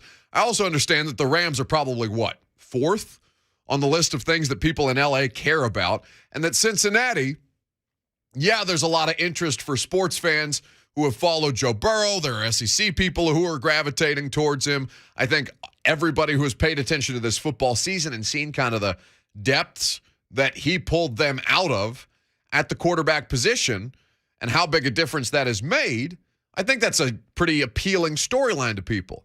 But it's not the traditional matchup. As we said, Tom Brady is not in the Super Bowl. Patrick Mahomes is not in the Super Bowl. The star players that you typically accustom and won more than anybody, right? Brady, not in the Super Bowl. So this is a little bit of a departure from what we're used to. And with all that being said, I think that with this game, I think that there's a lot of appeal to the matchup. But Lucas, before we get into that, given that I've already asked your play-by-play analysis, or asked you about play-by-play analysis on the Tony Romo thing, because I thought he was, respectfully, a lot throughout the course of that game. Although he did have a great line about how he botched the holding of the game-winning kick a couple of years ago in the play, or several years ago in the playoffs, where he got caught from behind. He picked it up. He tried to run with it. It was one of the most disastrous plays in Cowboys playoff history, and there have been a few. I thought he was good on that. But what you just heard, you just played in your update the game-winning call. Do you have that, by the way? From the Bengals radio network. Now, Dave Lapham is their color analyst. Do you know who their play-by-play guy is? Lucas is going to look that up. But I want to hear this call again because I thought it was funny, and then I want to get Lucas's play-by-play expertise on that. Here was the call, courtesy of the Bengals radio network. Now the Bengals Super Bowl chances rest on his right foot. The kick is up. It is good. Coffin nails. Bam, bam, bam. That is unbelievable. All right. So clearly excited. Very happy for them. Bam, bam, bam. Yeah, well, he's playing off the hammer nails thing, right? He's hammering the nail, I think, is what's happening there. Lucas, do you think that's a good call? Because here's what I'll tell you. If I'm listening to that, I have no idea who just went to the Super Bowl. I have no concept of who just won the Super Bowl, other than somebody's really excited about it, and so it's a safe assumption that it's probably the winning team. Do you believe that to be a good call from both Dave Horde, the play-by-play guy, and Dave Lapham, who is the analyst there? From a neutral perspective, probably not, but they're not working from a neutral perspective. They are doing their jobs as the Cincinnati radio play-by-play and color broadcasters to deliver that moment to their audience, which is largely Cincinnati fans. Now, this is why I think Mike Keith is the best at what he does, because it is Titans radio. It is a Titans radio broadcast tailored for Titans fans, but Mike is as professional as any broadcaster in the league when it comes to that neutral, middle-of-the-road type of stuff, of just getting the important information out there first and foremost. Well, that's what separates. And listen, I'm sure those guys are fine. All well and good, but I do maintain that Mike Keith and Dave McGinnis and that whole crew, Brad Willis, Amy Wells, Rhett Bryan, everybody is so good. Best in the league at what they do. I truly do believe that objectively. Like I don't think you could hold that up against any play-by-play crew, local play-by-play crew or team play-by-play crew in the league. Also, the Titans radio would hold up. The only team with a former NFL head coach on the air. All right. Well, they don't need us to flex their credentials for them. Everybody knows at this point. But with Joe Burrow, because the excitement, of course, is generated because the Cincinnati Bengals are going to the Super Bowl, which seemed improbable. Again, I will tell you, it's as loud wrong as anything, as I've been about anything this season. And this is why I try to avoid any kind of predictions, not because I don't like being wrong. I don't like being wrong, but also because it's so tough to get a grasp beforehand on what's going to happen in these games, even if you think that the outcome should be realistic. By my measure, the Cincinnati Bengals should have gotten their asses kicked twice out of 3 games, out of 3 playoff games that they've played. I thought the Raiders game was going to be competitive. It was. I thought that the Titans should have smoked them. And maybe that is why I'm looking at this from the Tennessee standpoint as being one of the biggest failures that we have seen in this postseason thus far. I think that Tennessee having the best shot at kneecapping Cincinnati and blowing it is as egregious as anything in the playoffs. But with the Chiefs and Bengals in the AFC title game, Cincinnati should have lost again. They should have lost again. In fact, in the first half, I thought they were dead in the water. I thought there was no way down 18 that they could pull themselves out of this thing again, given the fact that they had just done this in Cincinnati twice. The Chiefs had held them down by a margin of 14 points, and twice they had come back to win that game. And 2 discernible plays by Joe Burrow really made this so for me. Because, and I don't know how you feel about this listening at home or listening in your car or wherever you're listening to this, but I felt as soon as the Chiefs won that coin toss in overtime, you heard, the stadium went crazy. Arrowhead erupted because they assumed they're going to go down the field and score a touchdown and not kind of putz around the way that Kansas City did to go up by a field goal and have the results kind of ripped away from them. Because that's exactly what they did. I was listening to Pardon My Take on Barstool this morning, and they were talking about basically it felt like the Chiefs were playing with their food, but the food wasn't quite dead yet. And that's exactly what happened in that moment. There was mismanagement. There was poor play on the part of Patrick Mahomes in the second half. And also, credit to the Bengals defense. I thought they were night and day different from first to second half. But when I look at the two plays specifically that I felt that Joe Burrow individually put them over the top to win that game, it was the two rushing plays that he had in the fourth quarter to keep drives alive. Because Quentin Spain is out there on social media again, former Titans guard, now Bengals guard, saying, oh, what about how bad our offensive line sucks now?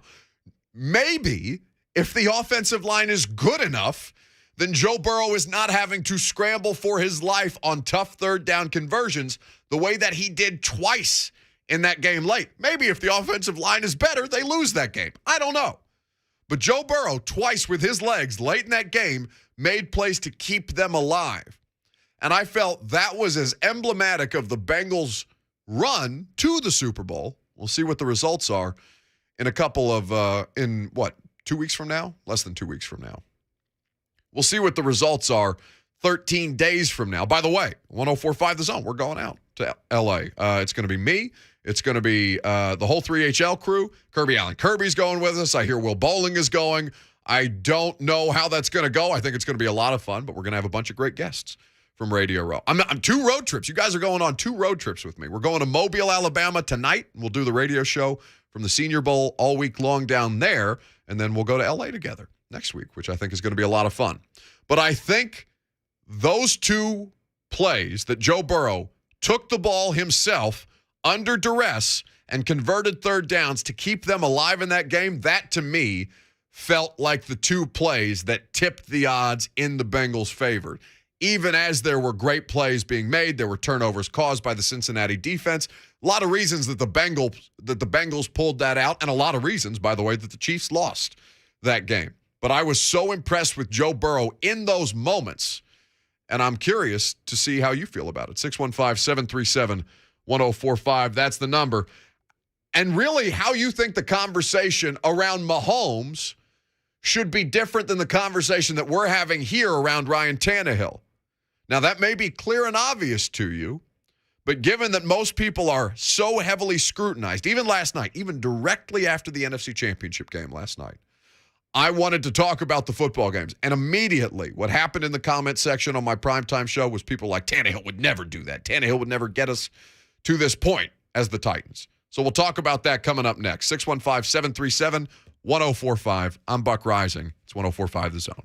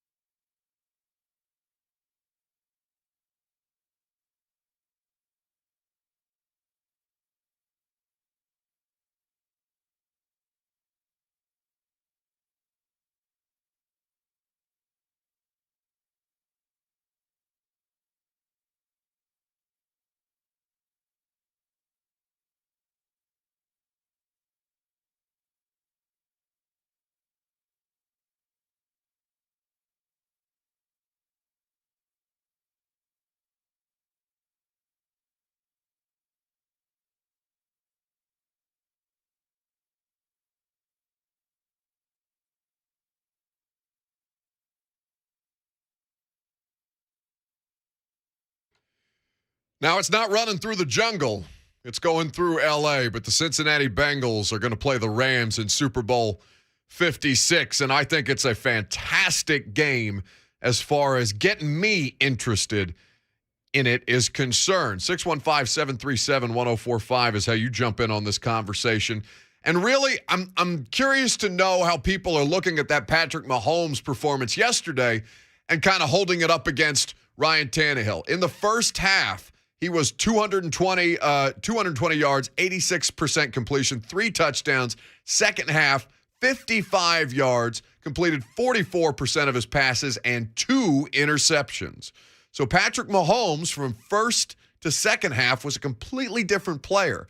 And I wonder if you're somebody who was heavily critical of Ryan Tannehill last week, understanding that this happened in an AFC championship game as opposed to a first round, or rather a divisional round, one and done in the postseason as the Titans were.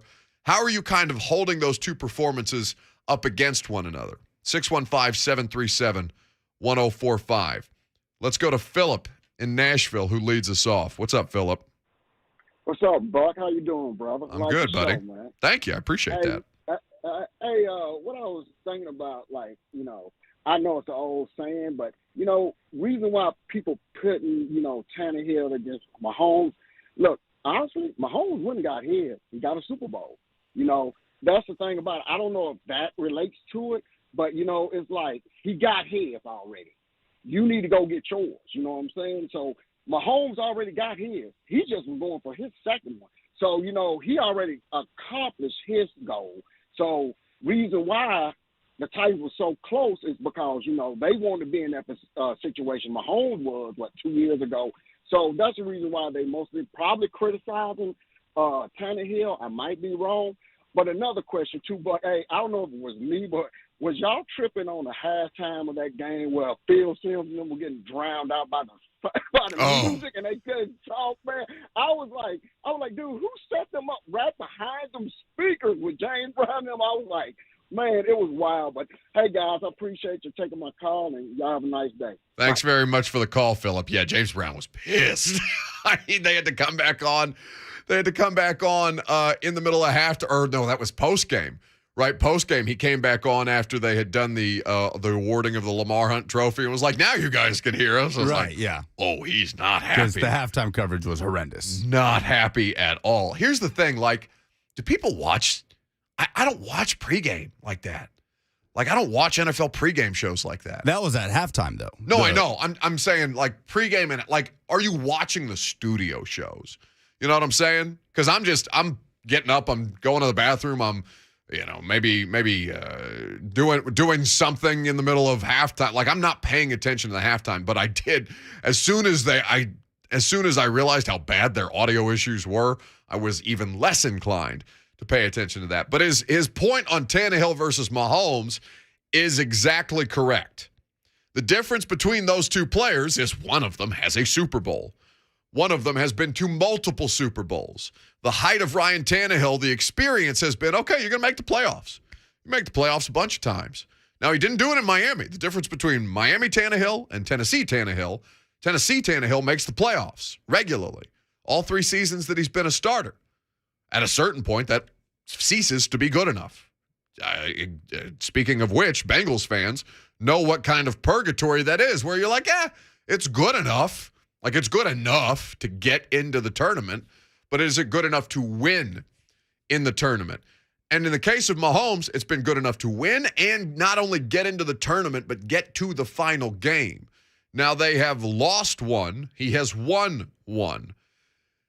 And in those 2 games, the difference is it's not necessarily Patrick Mahomes' fault, the reason that they lost the Super Bowl is because their offensive line was horrendous. But now there has been regression, right? Mahomes struggled this year. Now, there were moments when he looked like Mahomes and looked like that kind of offense is supposed to look. There are injuries, of course, associated with the Chiefs season, as there is every NFL team throughout the course of a season. But he looked at times more mortal and really like he trusted the stuff around him less than ever we have seen. This is why I'm talking about I brought up earlier in the show Bud Dupree. And Bud Dupree, who was talking to us at the Titans practice facility, this was the Wednesday before they played the Cincinnati Bengals in the divisional round. And Bud was talking about, because he's obviously seen him a couple of times his rookie season, playing in the AFC North, and then again here in Tennessee in the playoffs. And what Bud Dupree said is, yeah, he's still a young guy. Like, he'll still move around. He'll still take hits. He'll still make plays in ways that quarterbacks get less inclined to do as they age. Now, Mahomes, I mean, we're talking about Burrow in year 2 and Mahomes in year 5.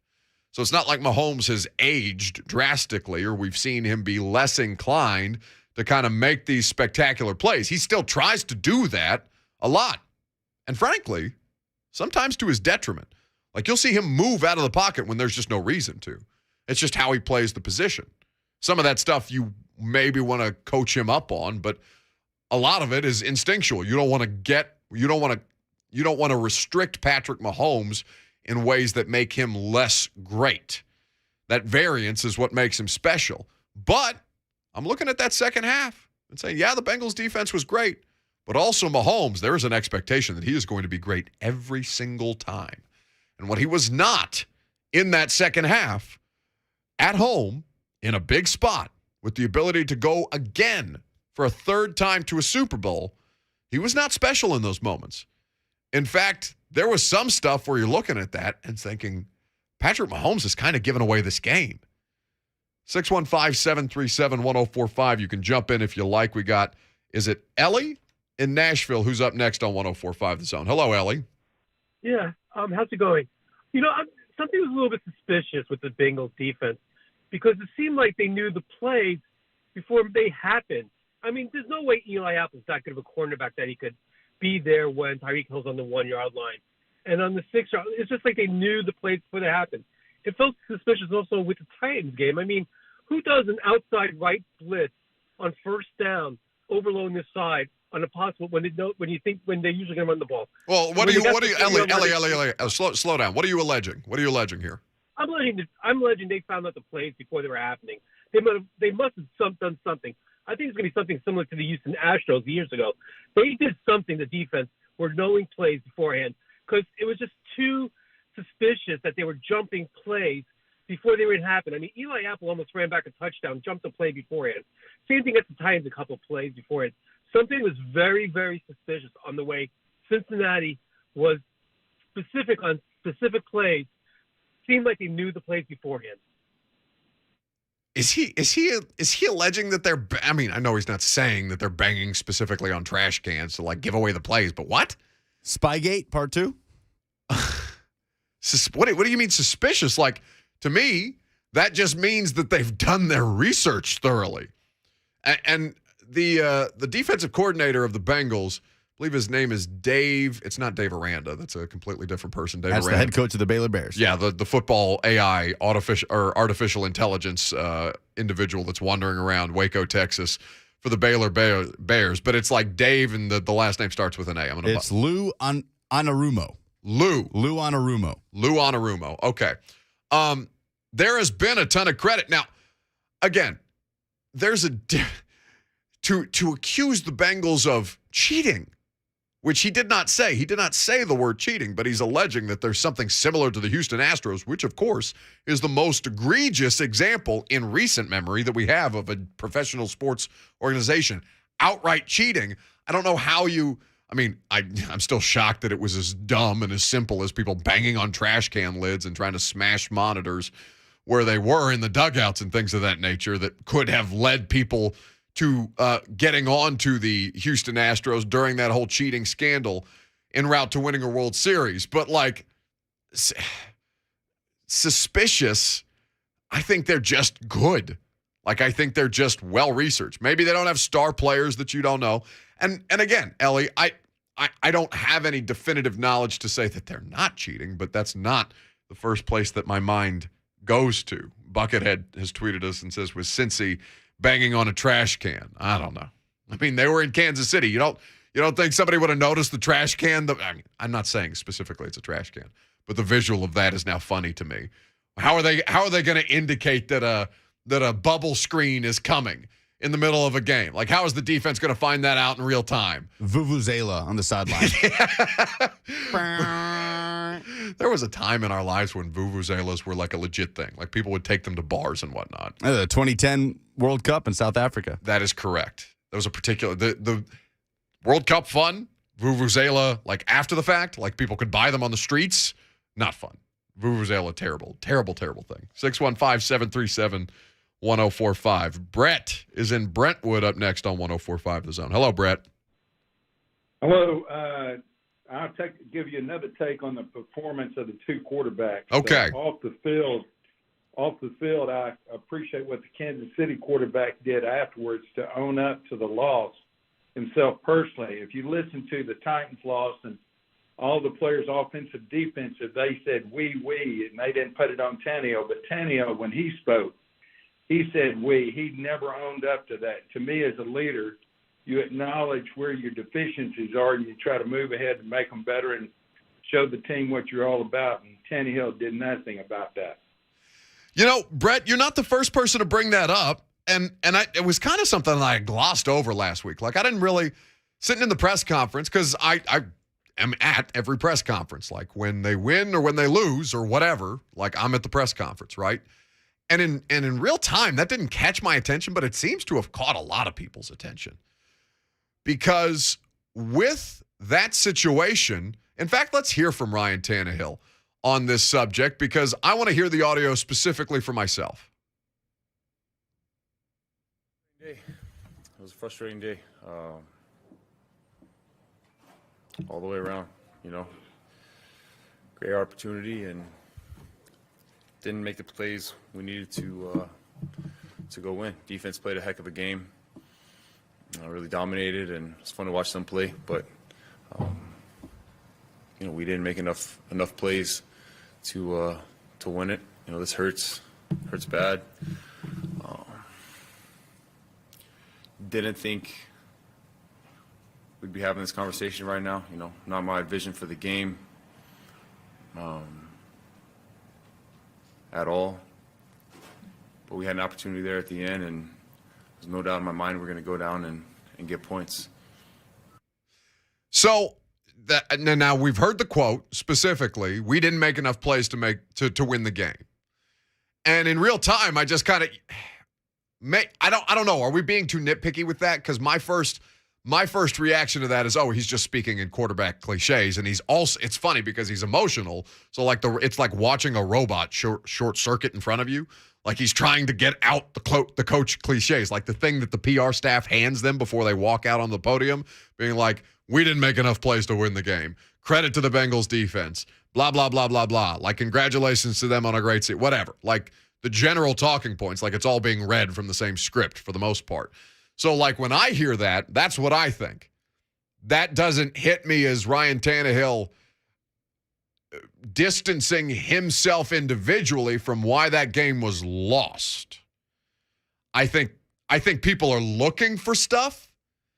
Or I mean, maybe that's not a fair characterization by me. Maybe that is, to a degree, a lack of accountability, whether you're doing it intentionally or not. Like, to me, I hear that clip and I think, oh, he's just kind of going through the motions of what the press conference would be in real time, even if he's not specifically placing the blame on himself, because that's one clip of about a 15-minute press conference, right?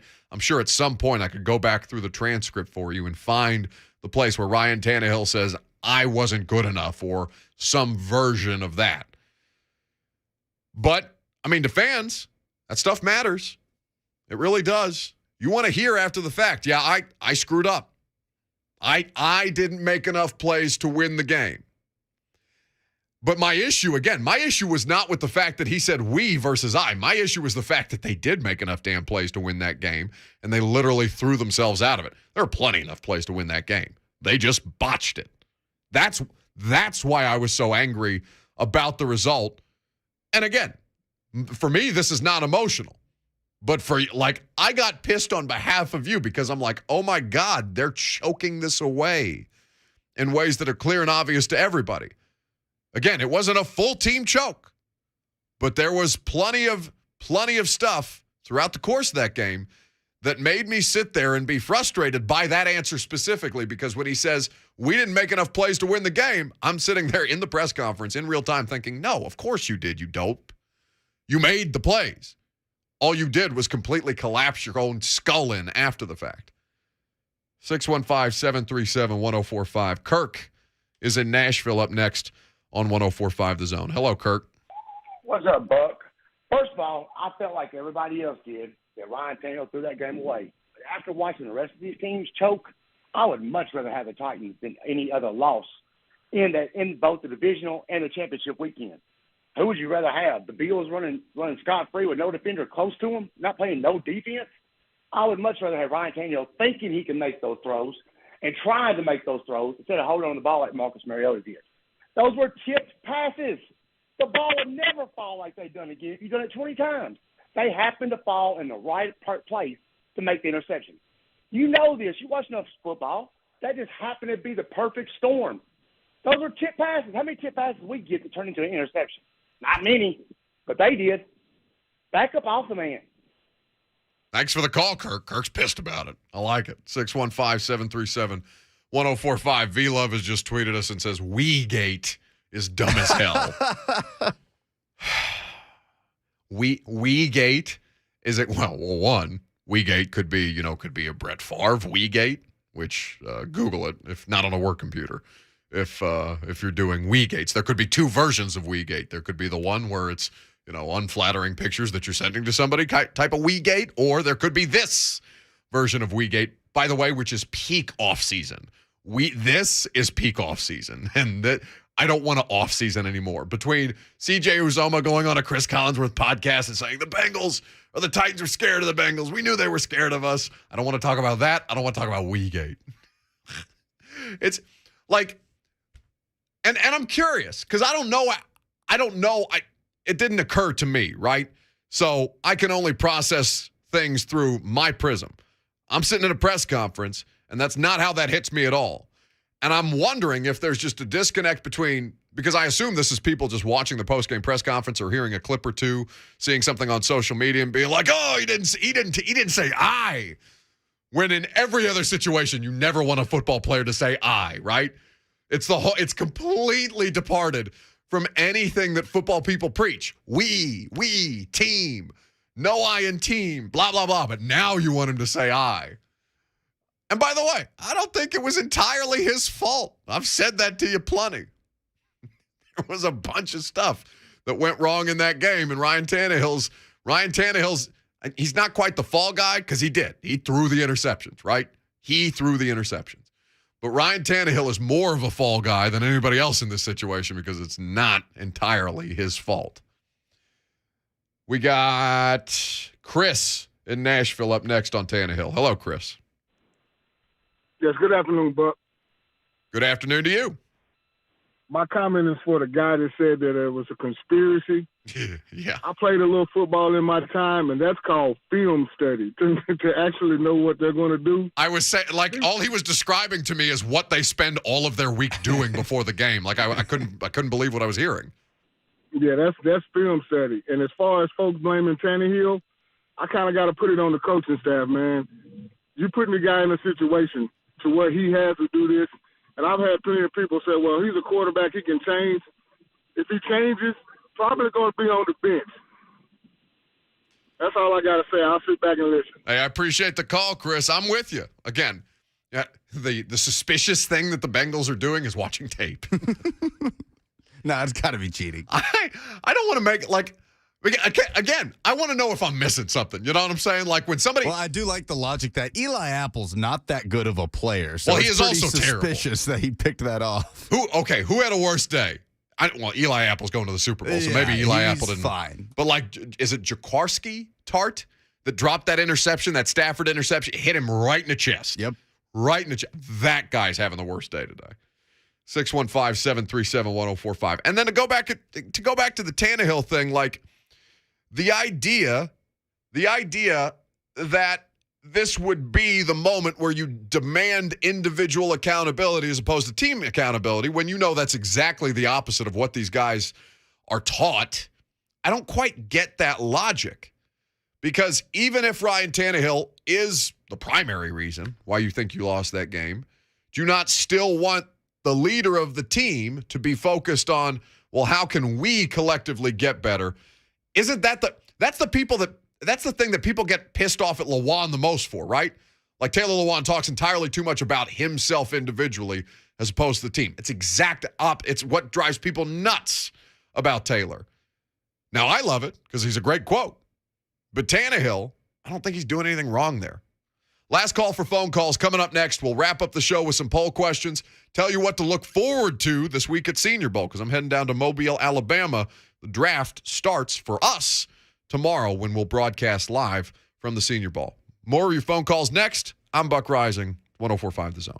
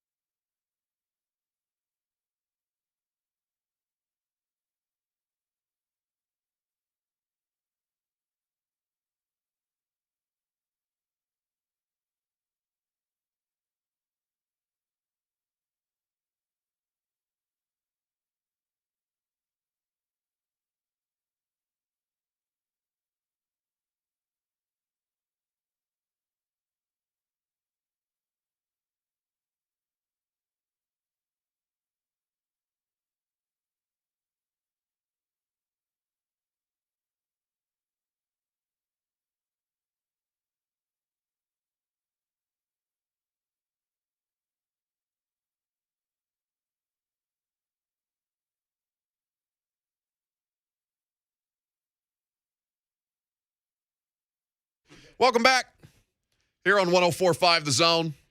Last call for phone calls. Wrap up here in just a second. But first, I got to tell you, we got Titans general manager John Robinson on the show on Wednesday. He's going to be down in Mobile, where I'm heading later tonight to go down for the Reese Senior Bowl. John hasn't talked to anybody. Well, I mean, maybe he's done some stuff internally. I'm sure they've had their own peer reviews and things of that nature.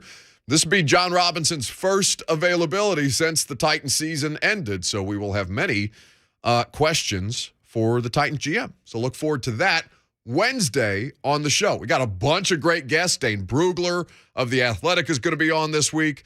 Got a bunch of great draft content for you when I get to Mobile, and we'll share those with you throughout the course of the week as we get more stuff confirmed. But go back to the phone calls before we do some polls and wrap things up for this Monday. Grant is in Nashville up next. Hello, Grant.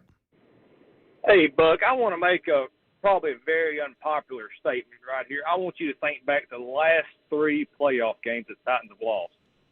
Everybody wants to point the finger to Ryan Tannehill, but who had bad days on those losses? Derrick Henry. Hold people accountable. You can't always point to Tannehill just because they lose. Just because Derrick Henry had a bad day, it don't mean Ryan Tannehill has to save the day. Why are people pointing the finger at Henry? You got to be better in these big moments. Why in the win and go home do you not show up?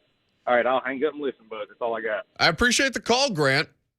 I mean, if you're going to play in the game, we have the right to hold you accountable, right?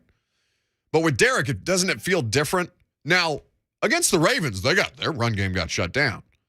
Against the Bengals, they were able to get some efficient runs. Now, Derrick, we were all kind of waiting for the moment that Derrick took over the game, because that's what we associate with Derrick Henry. This past playoff performance versus, and even going back to 2019, right? Like, they found ways to hold Derrick down, and then by the time that they tried to get Derrick Henry back into it, the game was already out of hand, because you can't. The problem with the way that the Titans play is if Mahomes and them get up ahead of steam, your style of football makes it difficult for you to keep up with that, unless you get them down early. Now, I'm not saying you have to have the lead every time to be able to handle it, but you get my point. And I think almost this, just to kind of put it into context by each performance and not lump them together, like Derrick, even though he didn't average a bunch of yards per attempt, he had the touchdown in the Wildcat. By the way, he only had 2 touchdowns, and he was one of them. So, you know, how much smoke can you give Derrick? Also playing with 5 screws and a plate in his foot and not having played football for 12 weeks prior. This performance specifically, I think you can keep as an outlier. Like, I don't think that the fair criticism would be Derrick Henry didn't do enough. In fact, they probably gave him the football too much, right? Like 20 carries for Derrick didn't feel like Derrick needed 20 carries for them to be able to win that football game. And they still had, 140 yards rushing? They were still up. They were over 100 yards. They were moving the ball fine between the 20s. It's just they stalled out in those critical moments. Cameron in Kentucky will be our last phone call of the day, and then we'll do some polls. Hello, Cameron. Hey, how are you today? I'm well, thank you. Hey, so I've been listening to y'all show for a couple of days now. I'm not kind of new to listening to y'all, but got to say, a lot of my family's are Titans fans, and I got to watching that Titan game in the playoffs, and I got to say, to be completely honest, I don't think it's all Tannehill's fault either. I do agree with the fact he did have some bad throws, but Derrick Henry was not playing 100%. I think Foreman would have been the better running back in that game at the time.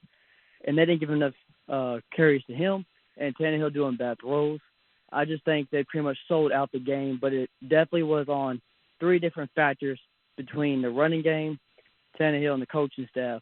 And you just can't all put it on Tannehill. But that's all I got to say, man. Oh, hey, stay there, Cameron. So you're new to us for like 3-4 days, you said? Have we been good enough, or we suck? What do you think? What are your criticisms? What do we got? I think the show's pretty good. Personally, I'm not a Titans fan. I'm a Rams fan. Okay. But a lot of my family are Titans fans, so I tend to do a second root for them, just for the fact different conferences. But I do like your show. It's pretty nice to listen to see how everything's going, and it's entertainment to me when I'm at the job site working. All right. Very good. Polls. I'm going to make you an offer you can't refuse. Because the polls have closed and the votes have been tallied. It's time for a poll update, and he's a good boy. Buck Reising Show producer and correspondent, Lucas Panzica. This is the music that was playing in my head when I saw John Lynch, the GM of the 49ers, hug Jimmy Garoppolo. Fredo, I loved you. I trusted you. And all you did was throw me out of the NFC Championship game. Give me the music. This is the music going through the head of the LA Rams player on that last death pick thrown by Jimmy Garoppolo. Well, yeah, because they're out there at the club, baby. They're vibing. Which Super Bowl storyline is more interesting? Bengals or Rams? 65% say Bengals. You know, Matt Stafford is intriguing, but I think there's too much momentum. Cincinnati is easier to root for sure. I mean, I am going to declare myself for Joe Burrow because I think he is such a great. I just think he's timed things very correctly in terms of when he started to ascend. I don't know how much longer it'll last beyond this season. I think he's going to be a fine quarterback, but my goodness, is he fun. Do you feel better or worse about the Titans' loss now that the Bengals are in the Super Bowl? 75% say worse. Yeah, you should feel worse. Next.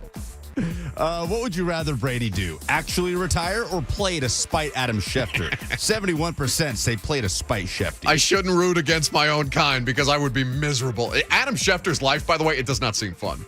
Like, this man it just has to be a constant or a consistent state of just perpetual stress and no sleep to be able to break stories like this. But yeah, I'm low-key rooting for Brady to just be like double middle fingers. I'm playing again. How long into the show will it take someone to call about Tom Brady as the next Titans offensive coordinator? 74% said it would be in hour 1. 19% said hour 2. 7% said hour 3. We didn't get that call. We just got a call that the Bengals defense is cheating because they were sniffing out plays by the Titans and Chiefs offense. Yeah, film study. They're cheating because they study the tape. Yeah, I got several tweets. I was mentally prepared for that today. Are those the polls?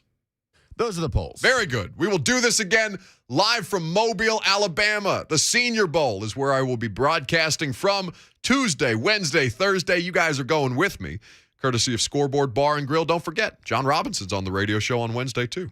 Be a good time. See you tomorrow.